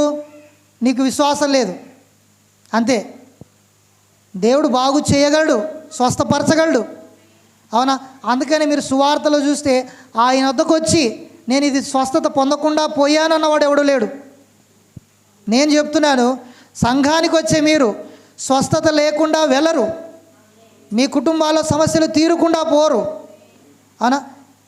అవి మీకు పొందుకునేలా చేసేటువంటిది ఏంటంటే విశ్వాసం. ఆమేన్. కాబట్టి ఇప్పుడు విశ్వాసాన్ని ఉపయోగించడం మీకు తెలియాలి. అవునా? విశ్వాసాన్ని ఉపయోగించడమే మీకు తెలియాలి. మనం చూద్దాం. ఏమంటే ఎప్పుడైనా మీరు 10 రూపాయల కోసం దేవుని ప్రార్థన చేశారా? చేయలేదా? అయితే స్టార్ట్ చేయండి. 10,000కి చేయకండి, డైరెక్ట్ ధైర్యం రాదు. 10 రూపాయలని దేవునికి నమ్మడం మొదలు పెట్టండి. 10 రూపాయలు ఈజ్ వెరీ ఈజీ థింగ్. అవునా? అంటే 10 రూపాయల కొరకు దేవుని నమ్మడంలో నీవు స్థిరంగా ఉంటే 10,000 విషయంలో కూడా స్థిరంగా ఉంటావు. ఆమేన్. అందుకని అంటాడు, ఆవగింజతో స్టార్ట్ చేయండి ఫెయిత్ని. ఆవగింజతోనే, కొండంత విశ్వాసం ఏమవుతుంది ఫస్ట్. అవునా? ఆవగింజతో స్టార్ట్ చేయండి. ఆవగింజ నీకుంటే చాలు, అద్భుతాలు జరుగుతాయి నీ జీవితంలో. అవునా?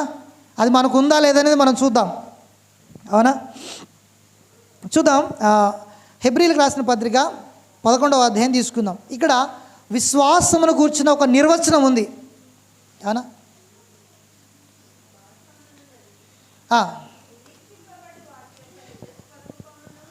విశ్వాసమునది నిరీక్షించబడు వాటి యొక్క నిజస్వరూపమును, అదృశ్యమైనవి ఉన్నవనుటకు రుజువునై ఉన్నది. దానిని బట్టి పెద్దలు సాక్ష్యం పొందిరి. ఇక్కడ చాలు, మనం చూద్దాం. ఇక్కడ అంటుంది, విశ్వాసమునది నిరీక్షించబడే వాటి యొక్క నిజస్వరూపం, అదృశ్యమైనవి ఉన్నవనుటకు రుజువునై ఉంది. అవునా? ఇక్కడ మనం చూస్తే అందుకనే విశ్వాసం అనేటువంటిది ఎక్కడ స్టార్ట్ అవుతుందంటే నిరీక్షణ, హోప్. అవునా? హోప్ అంటే ఏంటంటే ప్రస్తుతానికి సంబంధించింది కాదు. నిరీక్షణ అనేటువంటిది భవిష్యత్తుకు సంబంధించింది, రేపటిని గూర్చి. అవునా? అంటే రేపు బాగుంటాను అని ఈరోజు నమ్మడమే విశ్వాసం. ఆమేన్. హల్లెలూయా. ఈరోజు కష్టపడవచ్చు, ఈరోజు ఇబ్బంది కలగచ్చు, ఒకవేళ ఈరోజు నాతో ఏమీ లేకపోయి ఉండొచ్చు, కానీ నేను ఖచ్చితంగా బాగుంటాను, నేను వర్ధిల్లుతాను, దేవుడు నన్ను దీవిస్తాడు, దేవుడి చేత నేను ఆశీర్వదించబడతాను, దేవుడు నన్ను స్వస్థపరుస్తాడని నీవు ఎదురు చూడటమే ఫస్ట్ విశ్వాసానికి ఆరంభం. నిరీక్షణ. మీకు నిరీక్షణ ఉందా? ఈరోజు కాకపోయినా రేపైనా నా కుటుంబం బాగుంటుంది, నా భర్త మారుతాడు, నా భార్య బాగుంటుంది అనే నిరీక్షణ మనకుందా? అయితే మీరు మొట్టమొదటి మెట్లో ఉన్నారని అర్థం. విశ్వాసంకి ఫస్ట్ మెట్లో మీరు ఉన్నారు, మీకు నిరీక్షణ ఉండాలి. అవునా? కాబట్టి నిరీక్షణ అనేటువంటిది ఫస్ట్ది. దాన్ని ఇంకొకలాగా చెప్తానండి, అంటే నిరీక్షణకే మరొక పర్యాయ పదం చెప్తాను, మరొక పదం. దాన్ని ఏమంటామంటే విజన్ అనే మాట. విజన్ అనే మాట, విజనం, ఆ పరలోక దర్శనం గురించి కాదు, విజన్ అనే మాట అని చెప్తాను మీకు. ఇట్లా పాల్తూరు రూట్కి పోతే అక్కడ మధ్య ఫ్లాట్స్ వేసి కడుతున్నారు, బిల్డ్ చేస్తున్నారు. అక్కడ ఫ్లాట్స్ కట్టలేదు, కానీ ఒక పోస్టర్ పెట్టారు. ఏమని పెట్టారు? ఇది 2.5 సెంటు స్థలం, ఇది 2 బిహెచ్కే, అవునా, అంటే 2 బెడ్రూమ్లు ఉండేది, హాల్ ఉండేది, అటాచ్డ్ విత్ బాత్రూమ్ అని పెట్టి ఒక ఫ్లెక్సీ పెట్టారు. దాని అర్థం ఏంటి తెలుసా మీకు? అది బ్లూ ప్రింట్ అంటారు. వాస్తవానికి బ్లూ ప్రింట్ అంటే మున్మాదిరి. ఏంటంటే ఇంకా కట్టలేదు, కడితే ఇలా ఉంటుంది, అవునా, కడితే ఇలా ఉంటుంది, ఈ కలర్ ఉంటుంది, ఈ షేపులో ఉంటుంది, ఈ సైజులో ఉంటుందని, మనకి ఇంత స్పేషియస్గా ఉంటుంది, విండోస్ ఇటువైపు ఉంటాయి, అవునా, రూఫ్ ఇలా ఉంటుందని మనకు చూపించడానికి మున్మాదిరిగా, అవునా. విజన్ అనేటువంటిది కూడా అలాంటిదే. అంటే రేపటి దినాన్ని నేను ఎలా ఉండబోతున్నానో ఈరోజే దాని కొరకు నమ్మడం. హల్లెలూయా. రేపటి దినాన్ని ఎలా ఉండబోతున్నానో ఈరోజే దాని కొరకు నమ్మడం, అవునా. ఈవెన్ తల్లిదండ్రులుగా రేపటి మన బిడ్డల భవిష్యత్తు కోసం ఈరోజు మనం కష్టపడుతున్నాం, తెలుసుగా మీకు, అవునా కదండి. వాళ్ళు మంచి కార్మెంట్లో చదివిస్తూ ఉంటాం, వీలైతే ట్యూషన్ కూడా పెడతాం. ఎందుకు? వాడు మంచిగా చదువుకోవాలి, మంచి మార్కులు రావాలి, మంచి ర్యాంక్ రావాలి, అవునా, వాడు మంచి ఉద్యోగం రావాలి, సెటిల్ అవ్వాలని. అది మీకు తెలియకుండానే మీరు చూస్తున్నారు. విజన్ అంటే ఏంటంటే దాన్ని ముందుగానే చూడడం, అవునా. జరగబోయేదాన్ని ముందుగానే చూడడం విజన్, అవునా. నిరీక్షణ, విజన్ అంటే రెండు ఒకటే. ఏంటంటే రేపు ఎలా ఉండబోతున్నామో, అవునా, దాన్ని ముందుగానే ఈరోజే చూసేయడం, అవునా. కాబట్టి రేపటి గురించి మీరు ఎలాగా ఎదురు చూస్తున్నారో అలాగే ఈరోజే మీరు నమ్మడం మొదలు పెట్టాలి. నేను రేపు బాగుంటాను, నేను ఖచ్చితంగా వర్ధిల్లుతాను, నా శాలరీ పెరుగుతుంది, అవునా. నమ్ముతారా లేదా? పురుషులు ఉన్నారు కదండి, జాబ్స్కి వెళ్ళే వాళ్ళు ఉంటారు కొంతమంది, అవునా, కూలికి వెళ్ళే వాళ్ళు కూడా ఉన్నారు. ఏమండి, ఓనర్ మనం పని చేస్తున్నాం కాబట్టి, అవునా, మనం ఏం నమ్ముతాం? 1వ తారీఖు వస్తే 1 నుంచి 5 వరకు శాలరీ ఇస్తాడని నమ్ముతామా లేదా? ఆ నమ్మకం లేకపోతే పని చేస్తామా? చేయం, పో అంటాం. ఇంకోటి ఏంటంటే ఎంత ఇస్తావు ముందే మాట్లాడుకుంటాం, అవునా. ఆ నమ్మకం మనకి, వారానికి ఇంత లెక్కేసుకుంటాం, ఇంత వస్తుంది అని, అవునా. అలాగే మనం భవిష్యత్తును గురించి ప్రస్తుతమే మనం నమ్మడం మొదలు పెట్టాలి. అంటే జరగబోయేదానికి మున్మాదిరిగా మనం నమ్మడం, విశ్వాసం ఉంచడం, అవునా. కాబట్టి ఈ నిరీక్షణ అనేటువంటిది ప్రాముఖ్యం, ఫెయిత్లో మొదటి మెట్టు అనమాట, అవునా. ఈరోజు నేను బలహీనంగా ఉండవచ్చు, కానీ బైబిల్ చెప్తుంది ఆయన పొందిన గాయముల ద్వారా నేను స్వస్థత పొందుతాను, అవునా, పొంది ఉన్నాను, అవునా అని నమ్మటం మనం చూద్దాం. అంతేకాకుండా రెండవది వర్డ్స్ అంటే మాటలు, అవునా. ఇప్పుడు 3వ వచనం చదువుదాం. ఇప్పుడు 3వ వచనాన్ని మనం చదువుదాం. ప్రపంచములు దేవుని వాక్యము వలన నిర్మాణమైనవనియు అందును బట్టి దృశ్యమైనది కనబడేటువంటి పదార్థముల చేత నిర్మింపబడలేదని విశ్వాసము చేత గ్రహించుకొనుచున్నాం. ఇక్కడ అంటుందంటే ప్రపంచాలు దేని చేత నిర్మించబడ్డాయి? దేవుని వాక్కు మూలంగా. అంటే మరొక మాటలో ఆదికాండం 1వ అధ్యాయాన్ని మనం చదివితే దేవుడు సమస్తాన్ని తన వాక్కు ద్వారా సృష్టించాడు. అంటే దేవుని వాక్కు పలికాడు, అది అలాగ అయ్యింది, అది దేవుడు మంచిదని చూశాడు, అవునా. దేవుడు పలికాడు, అది అలా అయ్యింది, అది మంచిదని దేవుడు చూశాడు, అవునా. అందుకనే చివరిలో మనం చూస్తే 26వ వచనంలో దేవుడు తన పోలిక చొప్పున తన స్వరూపమందు నరులను సృజించెను. ఎలా చేశాడు? తన పోలికలో తన స్వారూప్యంలో, అంటే మరొక మాట తనలాగే చేసుకున్నాడు, అవునా. ఇప్పుడు నువ్వు ఎలా పనిచేయాలి? హౌ యూ వర్క్, ఎలా మీరు పనిచేయాలి? ఇప్పుడు దేవుడు తన పోలికలో తన స్వరూపంలో సృష్టించాడు, దేవుడు ప్రపంచాలని తన వాక్కు ద్వారా సృష్టించాడు, అవునా. అలాగే హెబ్రీ పత్రిక 1వ అధ్యాయం 3వ వచనంలో ఏముంటుందంటే దేవుడు తన మహత్తు గల మాట చేత సమస్తమును నిర్వహించుచున్నాడు. He sustain the world, the power of his word, అవునా. తన మాట చేత ఎవ్రీథింగ్ కంట్రోల్ చేస్తున్నాడు. క్రియేట్ చేశాడు, సస్టైన్ చేయబోతున్నాడు. అవునా? తర్వాత ఇప్పుడు మనం మాట్లాడితే పని అవుతుందా? మిమ్మల్ని అడుగుతున్నాను. ఫ్రెండ్లీగా మాట్లాడుకుందాం మరి. అవునా? స్ట్రిక్ట్గా ఉండకండి, ప్రొఫెసర్ లాగా స్పందించండి. నేను బైబిల్ కాలేజీలో టీచ్ చేస్తాను. అవునా? నాకు అంటే పరస్పర రెస్పాండింగ్ ఉంటే బాగుంటుంది, కనెక్టింగ్ ఉంటుంది. బోర్ కొడితే నిద్రపోండి, నేను పట్టించుకోను అసలు. అవునా? నిజం, నిద్రపోయాలని అసలు పట్టించుకోను నేను. వినే వాళ్ళ మీద నా దృష్టి బాగుంటుంది. అవునా? పాపం డిస్టర్బ్ చేయడు, ఎందుకంటే అవునా, నిజంగా డిస్టర్బ్ చేయని వాళ్ళను. ఇప్పుడు మనం మాట్లాడితే పని అవుతుందా? మిమ్మల్ని అడుగుతున్న మాట, మన మాటకు శక్తి ఉందా? సింపుల్గా అడుగుతానండి. లేదు, చేతులు ఎత్తండి. ఏంటండి మీరు? ఎవరన్నా ఎత్తండి. ఎవరన్నారా మాట? లేదన్నారా? ఉందన్నా? లేదన్న వారు చేతులు ఎత్తండి. నేను మనం నేర్చుకుంటాం కార్యాలు. ఓకే, మన మాటకి శక్తి లేదు. తీయండి సామెతల గ్రంథం 18:22 వచనం తీయండి.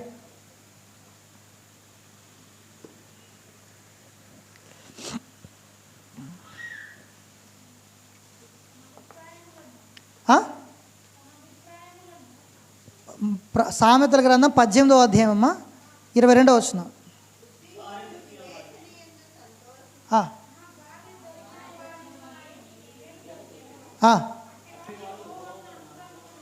కాదు, అక్కడ జీవ మరణములు 21 ఓకే, 21 వచనం. జీవ మరణాలు నాలుక వశము, దాని యందు ప్రీతిపడువాడు దాని ఫలము. ఇప్పుడు ఏమంటుందంట? జీవ మరణాలు నాలుక. మరి మన మాటకి శక్తి ఉందా అని అడుగుతున్నా. ఉందా? ఉంది అన్న సమాధానం ఏంటంటే ఉంది. మన నాలుకకు, మనం మాట్లాడే మాటలకు పవర్ ఉంది. అవునా? ఇప్పుడు జీవము మరణం అనేటువంటిది దేవుడు నీ నాలుకలో పెట్టాడు. అవునా? నీ నాలుక. నీ కుటుంబం కట్టబడాలన్న ఇదే, నీ కుటుంబం పిచ్చలు కావాలన్న ఇదే, చల్లా చెదురైపోవాలన్న ఇదే. ఒక్క మాట చాలు. అవునా? అందుకనే మనం ఏం మాట్లాడుతున్నాం? దేవుడు ప్రపంచాలను తన వాక్కు ద్వారా నిర్మాణం చేశాడు. ఈ దినాన మన కుటుంబాలను మన మాటలతోనే కట్టుకోవాలి. ఆమేన్, హల్లెలూయా. ఎందుకంటే దేవుని వాక్యం అంత శక్తివంతమైంది. అవునా? మన మానుక ఎంత డేంజర్ అని అంటే అండి, ప్రపంచంలో ప్రతిదాన్ని మనం కంట్రోల్ చేయొచ్చు, దీన్ని కంట్రోల్ చేయలేం. అవునా? ప్రతి దాన్ని కంట్రోల్ చేయొచ్చు, కానీ దీన్ని కంట్రోల్ చేయలేం. అవునా? కాబట్టి ఎందుకంటే ఇందులో నుంచే జీవం వస్తుంది, ఇందులో నుంచే మరణం వస్తుంది, శాపం వస్తుంది, దరిద్రం వస్తుంది. అవునా? భయం వస్తుంది, రకరకాలవన్నీ దీంట్లో నుంచే వస్తున్నాయి. అవునా? అప్పుడు నువ్వు ఏం మాట్లాడుతున్నావు జాగ్రత్త చూడాలి. అవునా? మనం ఏం మాట్లాడుతున్నాం? అవునా? ఎందుకంటే మన మాటలకు పవర్ ఉంది, తెలుసా మీకు? చూద్దాం. పేతురు రాసిన గ్రంథం, పేతురు రాసిన పత్రిక. మై గుడ్నెస్, మొదటి పత్రిక, క్షమించండి, పేతురు రాసిన మొదటి పత్రిక 3వ అధ్యాయం 10వ వచనం చదువుదాం. జీవమును ప్రేమించి మంచి దినములు చూడగోరువాడు చెడ్డదాన్ని పలక్కుండా తన నాలుకను కపటపు మాటలు పలుకకుండా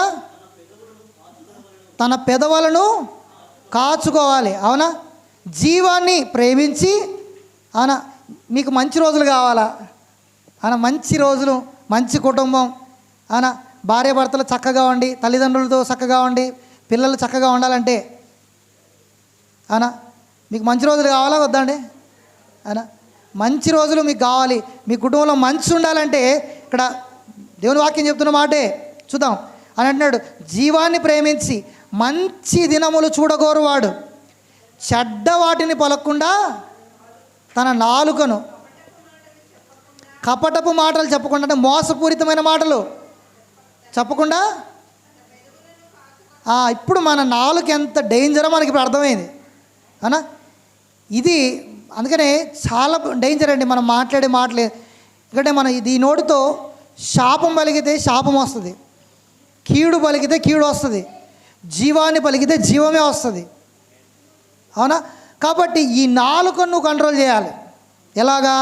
దేవుని వాక్యం ద్వారా. అవునా? అందుకనే నీవు ఆశీర్వచనాన్నే పలకాలి కానీ శాపవచనాన్ని పలకకూడదు. అవునా? దరిద్రాన్ని పలకకూడదు. అవునా? అందుకని ఒక దైవజనుడు ఏమన్నాడంటే, భారతదేశంలో దారిద్ర్యము పేదరికం ఎక్కువ లేదండి, కానీ ప్రజల యొక్క మనస్సుల్లో ఉందని అన్నాడు. ఎందుకనంటే ఇంతకు మించి నేను ఎదగలేను, ఇంతకు మించి నేను సంపాదించలేను, ఇంతకు మించి నేను రాణించలేను, అవునా, ఇంతకంటే ముందుకు నేను పోలేను, నా సామర్థ్యం ఇంతే, నా చేతనైంది ఇంతే అనేటువంటి దరిద్రం అనేటువంటి మాటలు, నమ్మకం, విశ్వాసం వారి హృదయాల్లో ఉంది. అవునా? మీరు ఏదైతే నమ్ముతారో అందులోనే ఉంటారు. తెలుసా మీకు? మీరు దేన్నైతే నమ్ముతారో అందులోనే ఉంటారు, అంతకు మించి ఎక్కడికి వెళ్ళరు. అవునా? అందుకని అంతకు ఒక మేబీ ఒక ఒక ఒక సైంటిఫికల్గా ఒక ఎక్స్పెరిమెంట్ చేశారు. ఒక కుక్క చైన్తో కట్టేసి ఒక పోల్ లాంటి దానికి చుట్టారు, కట్టేశారనమాట. ఒక వారం 10 రోజుల దాకా, మేబీ 10 రోజులు కట్టేశారు, రైట్, 10 రోజులు కట్టేశారు. కట్టేసి అది కేవలం ఆ తాడు లేకుంటే ఆ గొలుసు ఎంతవరకు ఉందో అంతవరకు మాత్రమే వెళ్ళగలిగిందనమాట. ఇప్పుడు ఆ చైన్ తీసేశారు. చైన్ తీసినా కూడా అది అక్కడక్కడే తిరుగుతుంది. ఎందుకు అంటే నేను ఇంతకు మించి ముందుకెళ్ళలేను అనేటువంటిది ఆ కుక్క మనసులో పడిపోయిందనమాట. అని మిమ్మల్ని కుక్కలు అనట్లేదు, అంటే ఎక్స్ప్లెయిన్ చేస్తున్నా. అవునా? తప్పుగా అనుకోకండి. అంటే మన మనసులో కూడా ఏంటంటే ఇంతకు మించి నేను ముందుకు రాలేను అన్న బౌండరీస్. అందుకనే faith doesn't have any boundaries. విశ్వాసానికి సరిహద్దులు ఏవీ లేవు. నువ్వు నమ్మితే ఎంతవరకైనా పోవచ్చు. అందుకనే దేవుడు అబ్రహాంతో అన్నాడు, నీవు చూసిన దాన్ని అంతటిని నీకు ఇస్తానన్నాడు. నీవు అడుగు పెట్టు ప్రతి స్థలాన్ని దేవుడు నీకు ఇస్తానంటూ ఉన్నాడు. అవునా? దాని విజన్తో చూడాలి మనం. అవునా? కనుచూపు మేర మహా అయితే నాకు కనపడేది ఎంత కనపడుతుందండి, నా ఐ విజన్ ఎంత ఉందో అంత. విశ్వాసం అనేటువంటి ఆ విజన్తో దేవుడిచ్చే వాగ్దానాన్ని చూడు అని అంటున్నాడు. అబ్రహామును నువ్వు చూడు, నీవు కనులెత్తి చూడు, నీవు చూచుతున్న దాని అంతటినీ కూడా నేను నీకు ఇస్తానని దేవుడు వాగ్దానం చేశాడు. అబ్రహాం ఎలా చూస్తున్నాడండి? ఇప్పుడైతే బైనాక్యులర్స్ ఉన్నాయి, మనకు టెలిస్కోప్స్ ఉన్నాయి, ఎంతవరకైనా చూడ, ఈవెన్ మూన్ వరకు చూసే అంత కూడా ఉంది ఇప్పుడు. అవునా? నేనే అంటున్నా, ఆత్మీయ మనోనేత్రాలతో దేవుడు నీకు ఇచ్చినటువంటి వాక్కును తీసుకొని చూడు, నీ హద్దును మించి చూడు, హద్దును మించి విశ్వాసంతో దేవుని వైపు చూడడం మొదలుపెట్టు. ఎప్పుడైతే అలా చూస్తావో దానికి తగినట్టుగా నువ్వు మాట్లాడతావు ఫస్ట్. అవునా? అందుకని పిల్లలను నువ్వు వేస్ట్ అని మాట్లాడకండి, వాళ్ళు వేస్ట్ అవుతారు పెద్ద అయినాక. అవునా? నువ్వు పనికిరావు, నీకు చదువు రాదు అని మాట్లాడకండి పిల్లలను, ఎవరిని మాట్లాడకండి. అవునా? నువ్వు ఏదైతే పలుకుతావు, అందుకని వాళ్ళని చూసిన వెంటనే నీ నోట ఆశీర్వచనం రావాలి. అవునా? వారిని చూసినప్పుడు వారిలో మంచి భవిష్యత్తు నువ్వు చూడాలి, ఆ మాటను పలకాలి. అవునా? ఇన్పుట్ చేయాలి వాళ్ళలో. నువ్వు దేవుని వాక్యాన్ని ఇన్పుట్ చేయాలి. ఇన్పుట్ అంటే మనకు తెలుసా, కంప్యూటర్ లాంగ్వేజ్లో వాడతారు. అవునా? ఇన్పుట్ చేస్తే అవుట్పుట్ వస్తుంది. అవునా? ఇన్పుట్ అంటే కంప్యూటర్కి మనం ఏదైతే ప్రోగ్రామ్ చేస్తామో అదే మనకు తిరిగి వస్తుంది. అవునా? ఇప్పుడు మనలో ఏదైతే ఉంటుందో అదే బయటకు వస్తుంది, వేరేదేం రాదు. బైబిల్ చెప్తుంది, జీవ మరణాలు 4 వశం. అవునా? దాని యందు ప్రీతి పడేవాడు, అంటే నువ్వు జీవం కావాలనుకుంటే దాని ఫలం నువ్వు తింటావు, లేదు మరణాన్ని తినాలనుకుంటే మరణమే వస్తుంది. అవునా? రోగమే వస్తుంది, వ్యాధి వస్తుంది, మరి ఏది కూడా రాదు. ఎందుకు? దేవుడు మరణమైన జీవమైన ఆశీర్వాదమైన దేవుడు నీకే నీ హ్యాండ్ ఓవర్ చేశాడు.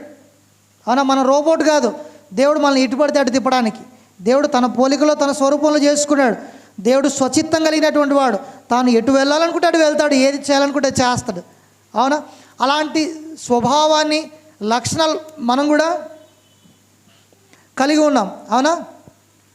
కాబట్టి మన నాలుకను మనం జీవాన్ని ప్రేమించి జీవాన్నే పలుకుదాలి, ఆశీర్వాదాన్ని పలకాలి, మంచి భవిష్యత్తును పలకాలి, అభివృద్ధిని పలకాలి. అవునా? అందుకని అంటే చెడ్డ మాటలు పలకకుండా మన నాలుకను, అవునా, ఏది పడితే అది మాట్లాడనీయకండి. పీకల దాకా రావచ్చు, కోపం తట్టుకోలేక అక్కడే ఆపేయండి. ఎందుకంటే నీ మాట, నీ వాక్కు నీ జీవితాన్ని టర్న్ చేస్తుంది. చూద్దాం, యాకోబు పత్రిక తీసుకుందాం, 3వ అధ్యాయం.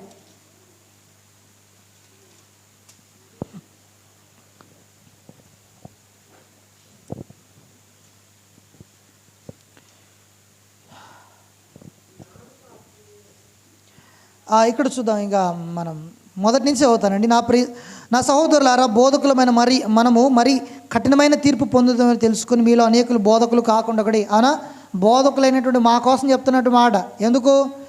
మీకు అనేకమైన, ఎందుకంటే బోధకులుగా మాకే ఎక్కువ తెలుస్తాయి, వాక్యాన్ని ఎక్కువగా దేవుడు మాకు బోధిస్తాడు, దేవుడు మాకు నేర్పిస్తాడు.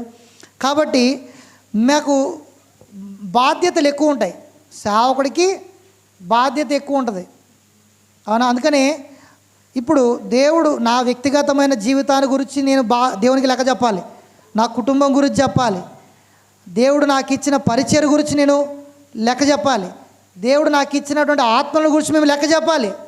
వీఆర్ అకౌంటబుల్, అవునా. ఎంత పెద్ద పోస్ట్లో ఉంటే అంత పెద్ద బాధ్యత, లెక్క చెప్పాలి, అవునా. కాబట్టి అంటున్నాడు, మీరు అనేకులు బోధకులు కాకుండా కూడా. ఎందుకు కావద్దని అంటున్నాడంటే, అనేక విషయాలు మనమందరము తప్పిపోతున్నాము, అవునా. అందులో ఒకటేంటంటే, ఎవడైనను మాట యందు తప్పని ఎడలాంటి వాడు లోపము లేనివాడై తన సర్వ శరీరమును స్వాధీనపరుచుకునే శక్తి గలవాడగును, అవునా. మరొక మాటలు అంటున్నాడు, మీరు మాట విషయంలో కరెక్ట్గా ఉంటే నీ శరీరం అంతటిని నువ్వు కంట్రోల్లో పెట్టుకుంటావు, అవునా. మాట కరెక్ట్ ఉండాలా, మనం మాట్లాడే మాట కరెక్ట్ ఉండాలి. అది కరెక్ట్గా లేదనుకోండి తప్పిపోయే అవకాశం ఉంది. కాబట్టి మన మాట విషయంలో మనం తప్పని వారు. అందుకని బైబిల్ చెప్తుంది, నువ్వు అవును అంటే అవును, కాదంటే కాదు, అంతే. దానికి మించింది దుష్టుని నుంచి వస్తుంది. నేను చేస్తానంటే చేస్తానని చెప్పు, లేదంటే లేదని చెప్పు, అంతేగాని దానికి మధ్యలో మనం ఉండకూడదు. అందుకని మాట విషయంలో మనం తప్పని వారుగా ఉన్నట్లయితే మన సర్వ శరీరాన్ని కూడా మనం కంట్రోల్ చేసుకోగలం, అవునా. ఇది మాట సరిగా లేదనుకోండి, నీ బాడీ నీ మాట విందు, నీ మైండ్, నీ హార్ట్ ఏది నీ మాట విందు, అవునా. అందుకాక అంటున్నాడు, చూద్దాం, గుర్రములు మనకు లోబడుటకై నోటికి కళ్ళెము పెట్టి వాటి శరీరం అంతా త్రిప్పుదుము కదా, అవునా. గుర్రాలను చూసామా? మరి ఇప్పుడు కాలంలో గుర్రాలు మేబీ అంతరించిపోతున్నాయిలేండి, దాన్ని చూసుకునే వాళ్ళు టేక్ కేరర్స్ మేబీ లేకపోక, వాటిని కంట్రోల్ చేయాలంటే ఏం చేస్తాం? కళ్ళెం పెడతాం. అంటే కంట్రోల్ అవ్వాలంటే ఏంటి? ముందుకు పోవాలన్నా, స్టాప్ అవ్వాలన్నా, లేదంటే ఇటువైపు తిరగాలన్నా ఏం చేస్తాం? దాని ద్వారానే కంట్రోల్ చేస్తాం. అంటే ఎటువైపు లాగితే అటువైపు పోతుంది, అవునా. అంటే గుర్రాలను కంట్రోల్ చేసేటువంటి పద్ధతి అది, అవునా. గుర్రాన్ని అలా కంట్రోల్ చేస్తాం. తర్వాత అంటున్నాడు, ఓడలను కూడా చూడుడి, అవి ఎంతో గొప్పవై పెనుగాలికి కొట్టుకొని పోబడినను ఓడ నడుపు అని ఉద్దేశము చొప్పున మిక్కిలి చిన్నదగు చుక్కాని చేత త్రిప్పబడును. చుక్కాని అనా లైక్ స్టీరింగ్ లాగుంటుంది అది, అనా స్టీరింగ్ లాగుంటుంది. ఇప్పుడు అంటే ఓడలను దిశ తిప్పేటువంటి విధానంలో దానికి ఒక హ్యాండిల్ ఉంటుంది. మన బండిలకి ఎలా హ్యాండిల్ ఉంటుందో, కార్కి ఎలాగ స్టీరింగ్ ఉంటుందో, పడవను త్రిప్పడానికి, కంట్రోల్ చేయడానికి ఏ మార్గం గుండా వెళ్ళాలి, ఎక్కడ ఆపాలనేటువంటి దానికి అది కంట్రోల్ చేస్తుంది, అవునా. ఇప్పుడు అక్కడదే అంటున్నాడు, అంటే గుర్రాలని కంట్రోల్ చేయడానికి కళ్ళెము, ఓడలు కంట్రోల్ చేయడానికి చుక్కాని, అలాగుననే నాలుక కూడా చిన్న అవయవమైనను బహుగా అదిరిపడును, ఎంత కొంచెం నిప్పు ఎంత విస్తారమైన అడవిని తగలబెట్టును. ఇక్కడ మాటలు చూడండి ఏమంటున్నాడు, మన నాలుక అగ్ని. అంటే ఈ నాలుకతో ఒక కుటుంబంలో చిచ్చు పెట్టచ్చు, ఒక కుటుంబంలో భార్యాభర్తలు విడిపోయేలా చేయొచ్చు. మనం మాట్లాడే మాట, అవునా, మనం సనుక్కునే సనుగు, చెప్పే ఒక మాట కుటుంబాలను విడగొడుతుంది, అవునా. కాబట్టి అంటున్నాడు ఎంత పవర్ఫుల్ అంటున్నాడు మన మాటలు అనేటువంటివి. ఇక్కడ విశ్వాస జీవితంలో మనకు తెలియక మనం మాట్లాడే మాటలు, మనం చూసేటువంటి విషయాలు మన జీవితాన్ని నిర్దేశిస్తున్నాయి. అందుకనే ఒక దైవజనుడు అన్నాడు, ఈరోజు నువ్వు ఈ స్థితిలో ఉండడానికి కారణం నువ్వు దేన్ని నమ్మావో, దేన్ని మాట్లాడుతున్నావో దాన్ని బట్టే జరిగింది. అవునా? ఈరోజు నువ్వు ఉన్న స్థితి నువ్వు నమ్మిన దాన్ని బట్టి, నువ్వు మాట్లాడిన దాన్ని బట్టే ఉంది. కొంతమంది అంటారు, ఏమంటారంటే, నేను ఇలా పాడవడానికి మా అమ్మనైనా కారణం, వాళ్ళని బాగా చూసుకోలేదు, చూసుకునేటి ఇట్లా ఎందుకు అయ్యి అంటారు. అవునా? అది కూడా కాదండి. తర్వాత కొంతమంది అంటారు, నాకు చదువు లేదు సార్, చదువునుంటే నేను బాగా రాణించుండవాన్ని. చదువు లేకపోవడం కాదు నువ్వు పైకి రాకుండా ఆపింది నిన్ను. అవునా? కొంతమంది ఏమంటారంటే, క్యాస్ట్, నేను ఈ కులంలో పుట్టానండి అందుకని పైకి రాలేకపోతున్నాను. అవునా? ఇక్కడ నన్ను తొక్కేస్తున్నారు, నన్ను పైకి రానివ్వట్లేదు, నేను ఎదగనివ్వట్లేదు అని అంటుంటారు. నో. అవునా? కొంతమంది ఏమంటారంటే, దేవుని వల్లేనండి, దేవుడు అనుకుంటే నన్ను హెచ్చించవచ్చు కదా, దేవుడు అనుకుంటే నన్ను ఆశీర్వదించవచ్చు కదా, వర్ధిలింపు చేయొచ్చు కదా, దేవుడే కారణం అండి నేను ఇలా ఉండడానికి అంటారు. ఎంత దారుణం అండి! దేవుడా, ఈ దినాన ఈ స్థితిలో, ఈ పరిస్థితుల్లో మనం ఉండడానికి, మన కుటుంబాలు ఉండడానికి, మన జీవితాలు ఉండడానికి కారణం మనం ఏమి నమ్మామో, ఏం మాట్లాడామో దాన్ని బట్టే, వేరే దాన్ని బట్టి కాదు. ఏం పలుకుతున్నావో అదే నీ జీవితంలో ఉంటుంది, వేరేదేది కూడా ఉండదండి. అందుకని అంటున్నాడు, ఎంత కొంచెం అలాగునని ఎంత కొంచెము నిప్పు విస్తారమైన అడవిని తగలబెట్టును, నాలుక అగ్నియే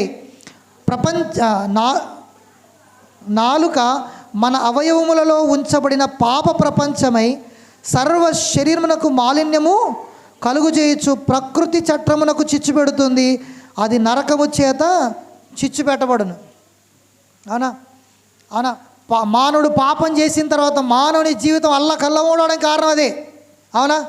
ఆదాము మనం చూసినట్లయితే అంతవరకు వాళ్ళ కుటుంబంలో హార్మోనీతో, లవ్తో, ఒక యూనిటీతో, ఒక కంపాషన్తో ఉన్నటువంటి ఫ్యామిలీ. అవునా? ఒకంటే వారి మధ్య ఎంతో న్యూనత భావం లేకుండా చాలా చక్కగా కలిసి ఉన్నారు వాళ్ళు. ఎప్పుడైతే మానవుడు దేవునికి అవిధేయత చూపి పాపంలో పడేశాడో ఫస్ట్ కుటుంబంలో చిచ్చుపడింది. అవునా? అంతవరకు నాది నాది అన్నాడు, తర్వాత అంటున్నాడు నీది అంటున్నాడు దేవునితో. ఏమన్నాడు? ఇది నాది, నాలో నుంచి తీయబడింది, ఇది నారీ అనబడని అన్నాడు. పాపం చేసిన తర్వాత కుటుంబంలో ఏమొచ్చింది? కుటుంబంలో అంటే గందరగోళం అయిపోయిందండి. కుటుంబంలో వారి భార్య భర్తల మధ్య ఎడబాపు వచ్చింది. వారు ఒకరిని ఒకరు నిందించుకునే వారుగా అయిపోయారు. అవునా? బాధ్యత తీసుకునేటువంటి వారుగా లేకుండా పాపం అనేటువంటిది ఏం చేసిందంటే మనుషుల జీవన విధానాన్ని మార్చేసింది. ఇది నా కుటుంబాలు ఐక్యతలోనికి రావడానికి ఎంత కష్టంగా ఉందంటే అర్థం అవడానికి అర్ధ శతాబ్దం అయిపోతుందేమో అనిపిస్తుంది. అవునా? అర్థం అవడానికి జీవితకాలం పడుతుందేమో అనిపిస్తుంది. అంటే పాపం అనేటువంటిది కుటుంబంలోనూ, వ్యక్తిగత జీవితంలోనూ, ఆత్మీయ జీవితంలోనూ ఎఫెక్ట్ తీసుకొస్తూ ఉంది. అవునా? అది ఎందుకంటే ప్రకృతి చట్రానికి అది చిచ్చు పెట్టేదిగా మారింది. మన జీవన విధానంలో, మన జీవిత ప్రక్రియలో అది మనల్ని చాలా ఇబ్బంది కలుగు చేస్తూ ఉంది. అవును? అందుకని అంటున్నాడు, మృగ సర్ప జలచరములలో ప్రతి జాతియు నరజాతి చేత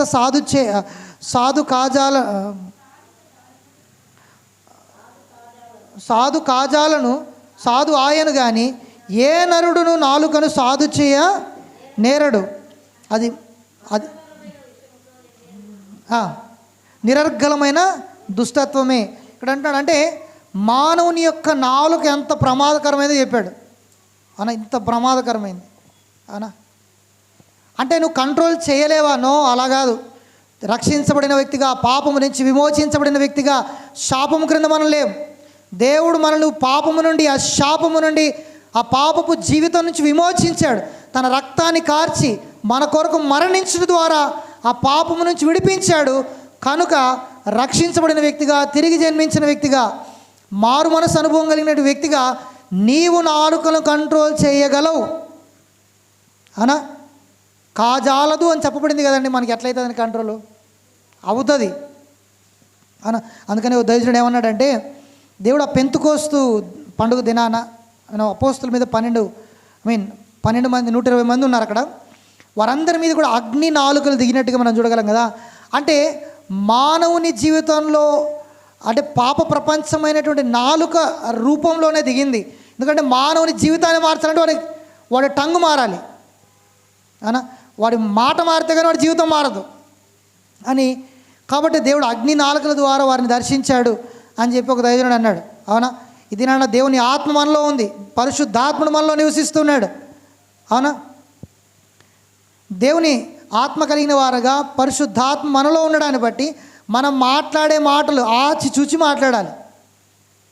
అవునా?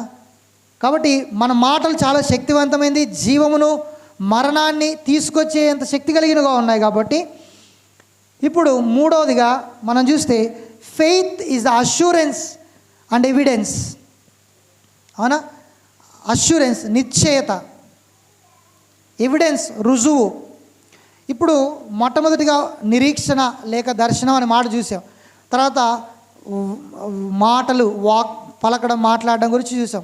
అంటే ప్రపంచాన్ని దేవుడు ఎలా నిర్మించాడో అలాగే మనము మన కుటుంబాన్ని, మన జీవితాన్ని మన మాట ద్వారా దాన్ని చక్క చేసుకోవచ్చు, ఎలా కావాలంటే పెట్టుకోవచ్చు. అవునా? అలాగే ఇప్పుడు అష్యూరెన్స్ అంటే నిశ్చయత, ఒక రుజువునిచ్చేటువంటిది. అందుకని చూద్దాం, ప్రపంచములు దేవుని వాక్యం వల్ల నిర్మాణమైన, ఇది కాదు 11వ అధ్యాయం 1వ వచనం, విశ్వాసమునది నిరీక్షించబడు వాటి యొక్క నిజస్వరూపమును అదృశ్యమైనవి ఉన్నటకు రుజువునై ఉన్నది. అవునా? ఇక్కడ అంటాడు అదృశ్యమైనవి ఉన్నటకు రుజువై ఉన్నది. అవునా? ఇన్విజిబుల్. అవునా? అదృశ్యమైనవి ఉండడానికి. ఇప్పుడు ఉదాహరణకి మనం గాలిని చూస్తున్నామా? చూడట్లే. అవునా? గాలి మనకు కనపడదు, కానీ దాని యొక్క ప్రభావాన్ని మనం చూడవచ్చు. అంటే గాలి వీయడాన్ని, ఆ చల్లదానాన్ని మనం పొందుకోవడం ఎలాగైతే జరుగుతుందో అలాగా విశ్వాసం అనేటువంటిది ఒక రుజువునిస్తుంది, నిశ్చయితనిస్తుంది. ఏంటి అని అంటే అదృశ్యమైనవి ఉన్నాయనడానికి ఒక రుజువు.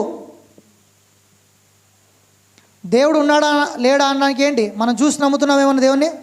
ఈ దేవుడు ఏమైనా చూసారా అండి? చూడలేదు కదా. అనా చూడలేదు కదా. మనం అదృశ్యమైన ఉండడానికి రుజువు ఏంటంటే అది. అవునా?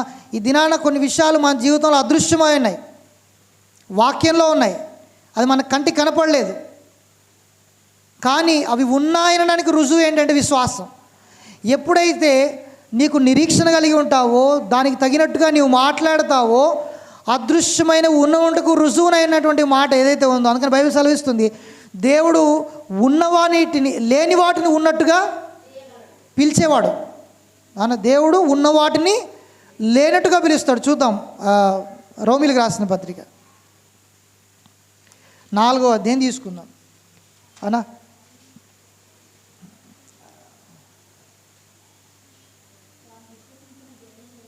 నేను చెప్తాను, వచనం చెప్తాను. 17వ వచనం చూద్దాం. తాను విశ్వసించిన దేవుని ఎదుట అనగా మృతులను సజీవులుగా చేయువాడును, లేని వాటిని ఉన్నట్టుగాను పిలుచువాడనైన దేవుని ఎదుట అతడు మనందరికీ తండ్రి ఉన్నాడు. చాలా అంటే ఇక్కడ చూడండి ఒక మాట అన్నాడు, అబ్రహాము విశ్వసించినటువంటి దేవుడు ఎలాంటి వాడు అంటే మృతులను సజీవులుగా చేయగలడు, లేని వాటిని ఉన్నట్టుగా పిలిచే దేవుడు. అవునా? అది మన కంటే. అందుకని మనం చూస్తాం ఆదికాండంలో దేవుడు భూమి ఆకాశమును సృజించినప్పుడు అది నిరాకారముగాను శూన్యముగా ఉన్నప్పుడు అక్కడ వెలుగు లేదు, కానీ దేవుడు వెలుగు కమ్మని పలుకగా ఏం కలిగింది? వెలుగు కలిగింది. అవునా? దేవుడు లేని వాటిని ఉన్నట్టుగా పిలిచాడు. ఆమేన్. దేవుడు లేని వాటిని ఉన్నట్టుగా పిలుస్తూ ఉన్నాడు. కాబట్టి మన జీవితంలో మనం లేని వాటిని ఈ దినాన్ని మన జీవితంలో లేవు. మన జీవితం ఇప్పుడు మన జీవితంలో చూడకపోవచ్చు, కనిపించకపోవచ్చు, కానీ అవి పూర్తిగా లేవు అనడానికి లేదు. అవునా? ఈరోజు ఇలా ఉన్నానండి, ఎన్నటికీ ఇలాగే ఉంటున్నా, నేను ఇలా ఉండను అని నమ్మటమే విశ్వాసం. అదృశ్యమైనవి ఉన్నవాటికి రుజువు విశ్వాసం. అవునా? కాబట్టి మనం చూద్దాం. అయ్యగారు కరెక్ట్గా ఎంత ముగించమంటారు? 11:20 అవ్వడానికి 12:20 అవ్వడానికి వస్తుంది. ఇంకో 20 minutes, 10. ఓకే, కరెక్ట్ 12:30కి అయిపోగొట్టేస్తాను. Okay, yes. అవునా? ఇప్పుడు ఇక్కడ లేని వాటిని ఉన్నట్టుగా పిలిచేటువంటి దేవుడు, మృతులను సజీవులుగా చేయవాడు. అట్లాంటి దేవుని యందు అబ్రహాము విశ్వాసం ఉంచాడు. అవునా? ఈ దినాన్ని అందుకని మనం చూస్తే అబ్రహాం యొక్క జీవితంలో మనం చూడబోతాం. ఎప్పుడైతే నిరీక్షణ కలిగి దేవుని వాక్కును నీవు పలుకుతావో, దేవుని వాక్యాన్ని జీవితంలో ఒప్పుకుంటావో, ఎప్పుడైతే ఆ నిశ్చయత కలిగి నువ్వు ఉంటావు, ఎప్పుడైతే నిరీక్షణ కలిగి దేవుని వాక్యాన్ని నీవు పలుకుతావో నీకు ఒక నిశ్చయత, అవునా, అదృశ్యమైన ఉన్నట్టుకు రుజువై ఉన్నది. ఏంటి? దేవుని వాక్యం నీకు ఆ నిశ్చయతనిస్తుంది. అంతేకాకుండా ఎప్పుడైతే నీకు విశ్వాసం వస్తుందో నువ్వు క్రియ చేయడం మొదలు పెడతావు. అందుకని చూద్దాం, 4వ వచనం చదువుదాం ఇప్పుడు. హెబ్రీ పత్రిక 11వ అధ్యాయం 4వ వచనం. హెబ్రీ పత్రిక 4వ అధ్యాయం 11వ అధ్యాయం 4వ వచనం. అమ్మ, హెబ్రీ పత్రిక 11:4. విశ్వాసమును బట్టి హేబేలు కయ్యను కంటే శ్రేష్టమైన బలి దేవునికి అర్పించాడు. ఎప్పుడైతే హేబేలు తనకు విశ్వాసం ఉందనేటువంటిది ఎరిగి ఉన్నాడో అది క్రియాత్మకంగా కనపరిచాడు. విశ్వాసం క్రియల్లో కనపడేది, మాటల్లో కాదు. అవునా? ప్రేమ క్రియాత్మకమైంది, మాటలతో సంబంధం లేనిది. అవునా? అందుకని బైబిల్ చెప్తుంది, యాకోబు రాసిన పత్రికలో 2వ అధ్యాయంలో ఉంటుంది, క్రియలు లేని విశ్వాసము మృతం. అంటే మన విశ్వాసం క్రియలు చేసేది అంటే నువ్వు నమ్మే దాని ప్రకారంగా నువ్వు మాట్లాడటమే కాదు, దాని ప్రకారంగా నడిచేవాడిగా ఉండాలి. ఎప్పుడైతే హేబేలులో ఆ విశ్వాసం వచ్చిందో, హేబేలు అంటున్నాడు దేవునికి అర్పణ తీసుకొని వస్తున్నాడు, అతని విశ్వాసం. అందుకని దేవుని యొద్దకు వచ్చినప్పుడు అతడు విశ్వాసము ద్వారా క్రియ చేస్తూ ఉన్నాడు. ఎలాగా? ఇవ్వటం ద్వారా. అవునా? అతని విశ్వాసం అంతరంగంలో మాత్రమే కాదు, క్రియాత్మకంగా బహిరంగంగా కనబడుతూ ఉంది. అవునా? అన విశ్వాసం క్రియ చేస్తుంది. అవునా? కాబట్టి క్రియాత్మక ఎప్పుడైతే, అందుకని మనం చూస్తే దాని తర్వాత వచనాలన్నీ కూడా ఎప్పుడైతే వారిలో విశ్వాసం అనేటువంటిది వచ్చిందో వారు క్రియలు చేయడం ప్రారంభించారు. ఎప్పుడైతే విశ్వాసం వారిలో పనిచేయడం ప్రారంభించిందో వారు అర్పణలు అర్పించారు, దేవుని కొరకు జీవించారు. అవునా? దేవుని కొరకు కార్యాలు చేయడం మొదలుపెట్టారు. అందుకని హేబేలు యొక్క అర్పణ ఎందుకు అంగీకరించబడిందంటే అది విశ్వాస సహితమైంది. అవునా? అది విశ్వాస సహితమైంది, క్రియాత్మకమైంది, క్రియలతో కూడింది. నేను ఏదైతే నమ్మానో అది క్రియల్లో చేసి చూపిస్తున్నాను. అవునా? ఇప్పుడు దశం భాగానికి వద్దాం. సింపుల్గా మీరు నాకేం ఇవ్వకండి, దేవునికి ఇవ్వండి. అవునా? నేను మీ దశం భాగాలు అడగట్లేదు. అవునా? ఇప్పుడు దశం భాగం దేవుని చిత్తం, అవునా, దేవుడు ఇవ్వమన్నాడు అనేటువంటిది మనకు బైబిల్లో తెలిసినటువంటి ఒక విషయం. అవునా? అవునా కదా? అవునా? ఇప్పుడు అది దాన్ని ఇవ్వటం ద్వారా దేవుని మనం గణపరుస్తున్నాం, దేవుని భాగాన్ని దేవునికి ఇస్తున్నాం అనేటువంటిది. అవునా? ఏమంటే దేవుడికి నా భాగమే కావాల్సి వచ్చిందా, నా డబ్బే కావాల్సి వచ్చిందా అని అడుగుతారు కొంతమంది. అవునా? అడుగుతారు, జనరల్గా అడుగుతారు. మీకు ఓపెన్ సీక్రెట్ చెప్తాను. అవునా? మామూలుగా జిఎస్టీ తెలుసుగా మీ అందరికీ. అవునా? జిఎస్టీ మీకు ఇష్టం ఉన్నా లేకపోయినా GST 18% central government, state government తీసుకుంటుంది. మీకు ఇష్టం ఉన్నా బలవంతంగా, అదే నువ్వు ఇచ్చినాకపోయినా పీక్కుంటుంది అన్నట్టు. దేవుడు మీ దగ్గర నుంచి పీక్కోడు, లాక్కోడు. నువ్వు ఇస్తే దేవుడు తీసుకుంటాడు, నువ్వు ఇస్తే దేవుడు అంగీకరిస్తాడు. అవునా? అందుకనే మనం దేవునికి ఏదో కొదువు అయినట్టుగా, అంటే నీలో ఉన్న విశ్వాసానికి అదొక క్రియ అంతే. అవునా? క్రియ. నువ్వు నీలో విశ్వాసం ఉంది అనడానికి రుజువు ఏంటంటే ఒక క్రియ. అవునా? అవునా? మనకు ఇదే మాటను వేరేలా చెప్తాను. ప్రేమ అనేటువంటి మాట తెలుసు కదండి మనకు. అవునా? లవ్, మనం ప్రేమించే వాళ్ళకు ఫస్ట్ రెస్పెక్ట్ ఇస్తాం, టైం ఇస్తాం. అవునా? ఇప్పుడు ఒక అబ్బాయి అమ్మాయి ఉన్నారనుకుందాం. అవునా? అమ్మాయి ఇంత సమయానికి రండి అని పిలిచేది అనుకోండి, వాడు 1 గంట ముందే వెళ్తాడు. అవునా? 1 గంట ముందే వెళ్ళి వెయిట్ చేస్తూ ఉంటాడు. To express his sincerity, to honour and respect with kind, అవునా, దయతో, ప్రేమతో తనకున్న ప్రేమంతటిని కనపరచడానికి చేసేటువంటి ఒక క్రియ అది, అవునా. నేను ఇంతగా ప్రేమిస్తున్నాను చూడు, నీకోసం ఇంత చేస్తాను చూడు అనేటువంటిది, అవునా. అది తర్వాత మళ్ళీ పోతుందిలేండి, అది దాని తర్వాత చూద్దాం ఎప్పుడైనా, అవునా. అది ఉండేదేం కాదు. అంటే నేను ప్రేమిస్తున్నానని చెప్పడానికి ఒక క్రియ అని చెప్పడానికి, అవునా. ప్రేమకు మాటలు ఉండాలి, క్రియలు ఉండాలి, లేకపోతే పని అవ్వదు, అవునా. ప్రేమకు మాటలు ఉండాలి, క్రియలు ఉండాలి, అవునా. నేను ప్రేమిస్తున్నాను అని చెప్పడానికి మాటలు ఒక్కటి సరిపోగానే దానికి క్రియలు కూడా కావాలి. ఎంత ప్రేమిస్తున్నావు, అవునా. ఇప్పుడు దేవుణ్ణి మీరు ప్రేమిస్తున్నారా లేదా? మిమ్మల్ని ప్రశ్న అడుగుతున్నాను, చెప్పండి, అవునా. ప్రేమిస్తున్నారా?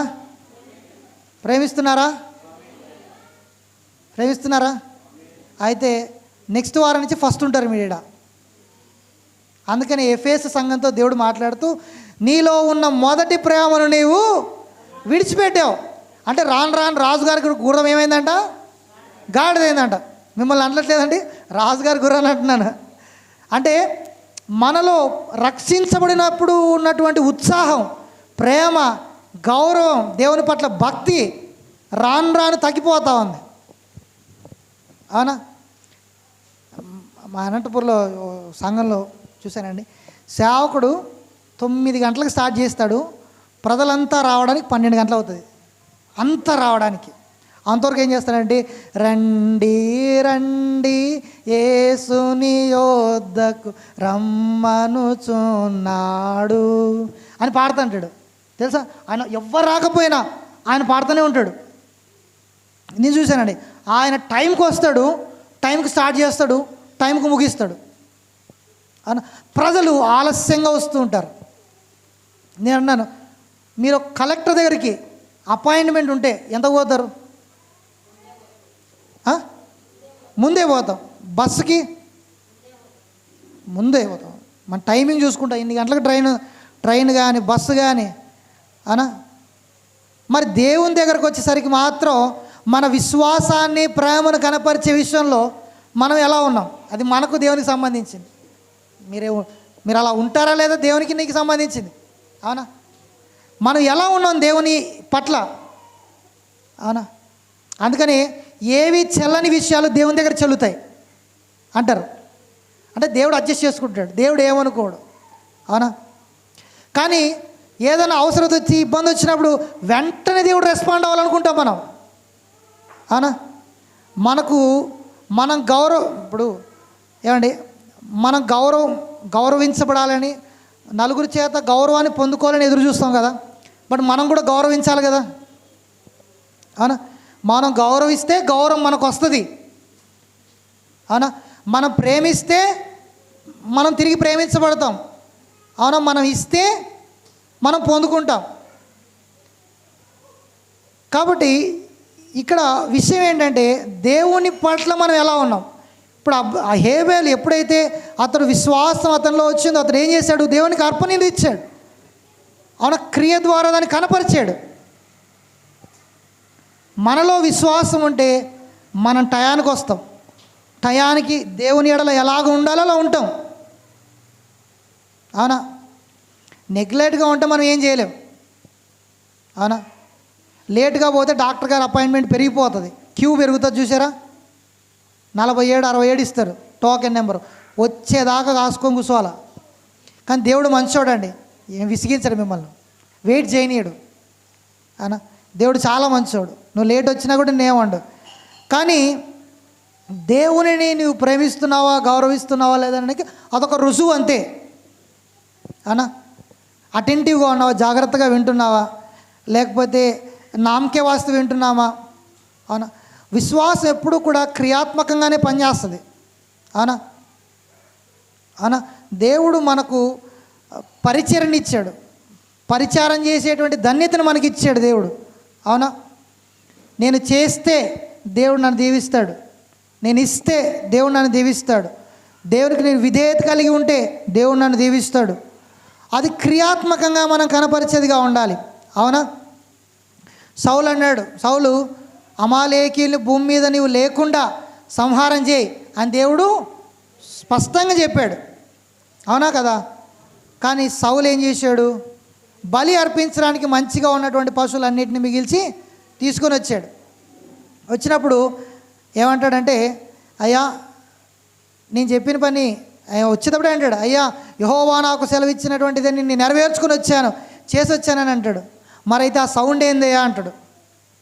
చెప్పిన పని చేసుకొచ్చానని ధైర్యంగా చెప్తున్నాడు. ఆ సౌండ్ ఏంటయ్యా అంటే, దేవునికి బలి అర్పించడం కోసం వీటిని తీసుకొచ్చాను అని అన్నప్పుడు ఆయన అంటాడు, ఒకడు బలులు అర్పించడం మూలంగా యెహోవా సంతోషించునా, తన మాట వినటం మూలంగా దేవుడు సంతోషిస్తాడా? మాట వినటాన్ని బట్టి. దేవునికి ఏదో కొదువైందనో తక్కువైందనో లేమి లేదనో కాదండి. దేవుని నువ్వు గౌరవిస్తున్నావా, దేవుని మాటకు విలువిస్తున్నావా? అవునా? దేవుని మాటకు ఒక విలువిస్తున్నావా లేదా అనేది దేవుడు ప్రాముఖ్యం. దేవునికి కావాల్సినవి దేవుడే ఇవన్నీ మనకి ఇచ్చాడు. దేవునికి ఏదో కొదువైనట్టు మనుషుల చేత పూజించబడేవాడు కాదు, పోషించబడేవాడు కాదు దేవుడు. అవునా? దేవుడు ఆయన మాట మనం వింటున్నామా లేదా, ఆయన మాటలకు మనం లోబడుతున్నామా లేదా అనేది దేవుడు చూస్తాడు. అవునా? ఇప్పుడు దేవుని వాక్యాన్ని మనం విన్నాం, దాని ప్రకారంగా మనం చేయాల్సిన సమయం వచ్చినప్పుడు చేస్తే దేవుని గౌరవించిన వారం అవుతాం. వి హానర్ గాడ్. అందుకనే దేవుడు అంటాడు, నన్ను గణపరచువారు నేను గణపరుస్తాను. నన్ను గణపరచలేదా, ఓకే, నాకేం తక్కువేం కాదు. నా సింహాసనం మీద కూర్చున్నంత మాత్రాన నాకు ఒక పర్సంటేజ్ అంటే, ఇప్పుడు జగన్ ఉన్నాడండి, 52%తో గెలిచాడు ఓటింగ్, అంటే ఎన్నికల పద్ధతిలో. అవునా? మిగతా వాళ్ళు వేరే వాళ్ళకి వేసారు. ఇప్పుడు మిగతా వాళ్ళు ఓటు వేయలేదు కదా అని ఆయన అందరినీ మిగతా వాళ్ళని పరిపాలించకుండా లేడు కదా, ఆయనకేం తక్కువ ఏం కాలేదు కదా. అలాగే దేవుని మనం ఘనపరచినంత మాత్రాన దేవునికి ఘనత తగ్గిపోయేదేం లేదు. దేవుడు ఆయన ఉన్నవాడు, సజీవుడు. అవునా? వేవేల మంది దూతలు ఆయన ఎప్పుడూ ఘనపరుస్తూనే ఉన్నారు, ఆయన మాటను వింటూనే ఉన్నారు, ఆయన మాటను నెరవేరుస్తూనే ఉన్నారు. కానీ విశ్వాస సంబంధమైన వారిగా మనం చేస్తున్నామా లేదా? అవునా? అందుకని అంటుంది, విశ్వాసం లేకుండా దేవునికి ఇష్టలై ఉండటం అసాధ్యం. అవునా? అంత సులువైంది ఏం కాదు అది. విశ్వాసం మాటలతో పనిచేయదు, క్రియలే కావాలి దానికి. అవునా? దేవుణ్ణి గణపరచడం క్రియాత్మకంగా మనం గణపరిచినప్పుడు మన జీవితంలో నిజంగా దేవుని కార్యాలు మనం చూస్తాం. దేవుడు అద్భుతకరంగా దేవుడు మనల్ని దీవిస్తాడు. కాబట్టి విశ్వాసం అనేది ఉన్నపాటినే రాదు, నిరీక్షణ లేక దర్శనం, తర్వాత మాటలు, తర్వాత ఒక నిశ్చయత, తర్వాత విశ్వాసం క్రియాత్మకంగా పనిచేయడం అనేది మొదలవుతుంది. అవునా? విశ్వాసం అనేది ఉన్నపాటికేం రాదు. విశ్వాసం వాడుతూ ఉంటే పని చేస్తుంది. అవునా? వాడాలి దాన్ని ఉపయోగించుకోకుండా పనిచేయదు. కీబోర్డ్ ఎలాగ పనిచేయదో అలా ఆ కాంగో ఎలా పనిచేయదు, ఈ మైక్ ఎలా పనిచేయదు, వాడుకోకుండా ఏమవుతుంది? పనిచేయదు, అంతే అది. అవునా? మనం కూడా అంతే. విశ్వాసం పనిచేయాలంటే దాన్ని వాడాలి, దాన్ని ఉపయోగించాలి. మన అనుదిన జీవితంలో దేవుని యొద్ద నుంచి కార్యాలు పొందుకోవడానికి మనం ఉపయోగిస్తున్నప్పుడు దేవుని యొద్ద నుంచి గొప్ప కార్యాలు. అందుకని బైబిల్ సెలవిస్తుంది, ఒక దైవజనుడు అన్నాడు, అనా, expect the great things from God, attempt the great things for God. గొప్ప కార్యాలు దేవుని యొద్ద నుంచి ఎదురు చూడు, గొప్ప కార్యాలు దేవుని కొరకు తలపెట్టు. ఎదురు చూడు, దేవుని కొరకు గొప్ప కార్యాలు చేయి. హల్లెలూయా. అలాగే ఎదురు చూద్దాం, గొప్ప కార్యాలు దేవుని కొరకు మనం చేద్దాం, తలపెడదాం. అట్టి కృప దేవుడు మీకు నాకు అనుగ్రహించునుగాక. ఆమేన్.